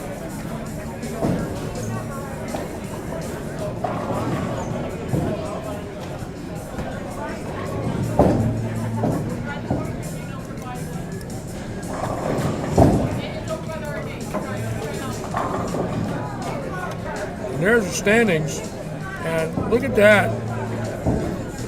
We haven't got Rakowski's score in yet. He will go to second. Barrett Bowling Great, 163 in Game 4. And if you look at the scores in Game 4, how ugly they are. Of course, a lot of these other bowlers, their scores aren't in yet. But the score's not big in Game 4. It's going to be a dogfight tomorrow. They say like this.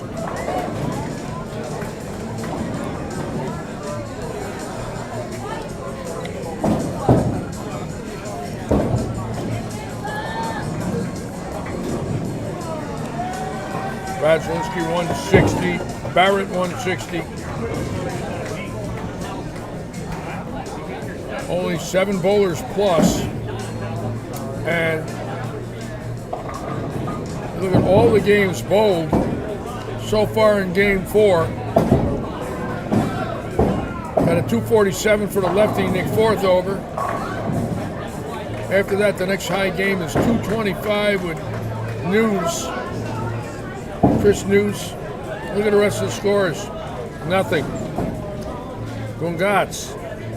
So we know now that it looks like urethane. And games 4 and 5 tomorrow could be very tough for the field. I hope you guys are ready for tomorrow. If you decided that you wanted to roll and you weren't registered, please let me know. Okay, in 6th place, receiving $50 is Mr. Brad Zelensky.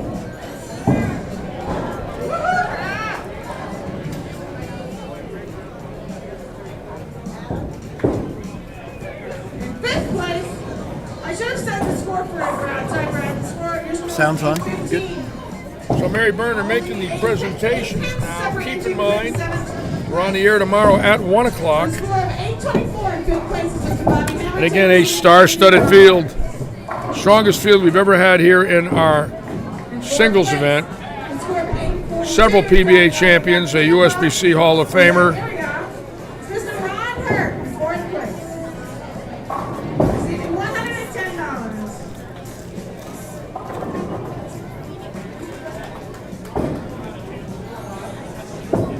All right, in 3rd place, the score of 892. Receiving $160 is Mr. Don Bear. There he is, the Dominator. Check him out.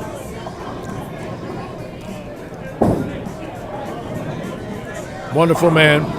Great to have him with us. He'll be exciting to watch tomorrow, that's for sure. In 2nd place, the score of 894 by 2 pins over Don. Receiving $210 is Mr. Don Akoski. There he is, the great rack. Beat Barrett by 2 pins. Mr. 2 pins. All right, and the ninth winner receiving $260 with a score of 976, leading the field the entire night with Mr. Mark Pulaski Jr. Mark Pulaski Jr. with the win. Thanks so much. I hope you And there's the final scores right there. Pulaski with a great 976, just ran away and hid. It was all his after Game 2. They just couldn't catch him. They put 250 on him in Game 3, and it was over. And the 82-pin win over Rakowski, Barrett, Cobb, several other big names. And he just ran away and hid.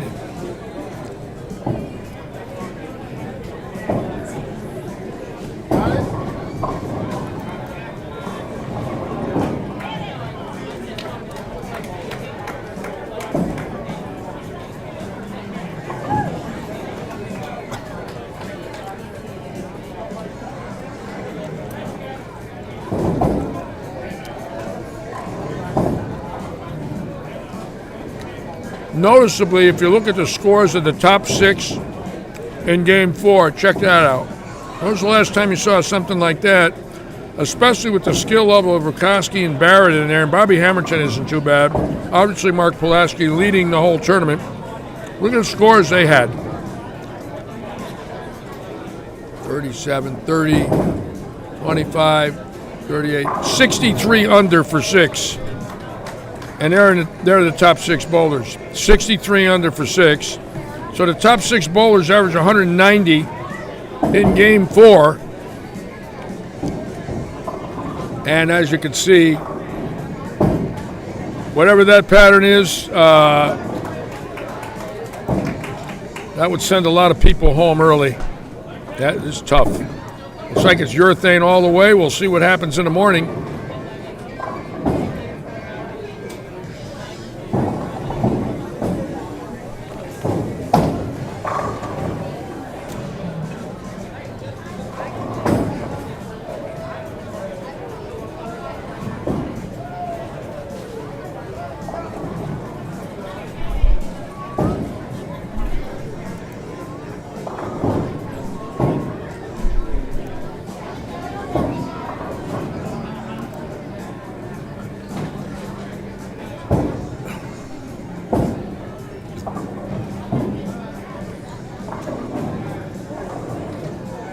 Get a heck of a crowd here tonight, but tomorrow the place will be packed. I can assure you, with over 110 bowling and their guests and the local fans watching, Svensson, Barrett, Williams, Doherty, Stouffer, Rutkowski, Janowicz, Baranecki, and many more locals. This will be one of the best events to be ever held at Lightning Strike since our new ownership. Robert Eddy, who's sitting there now, Jerry Michalanic and Billy Seymour.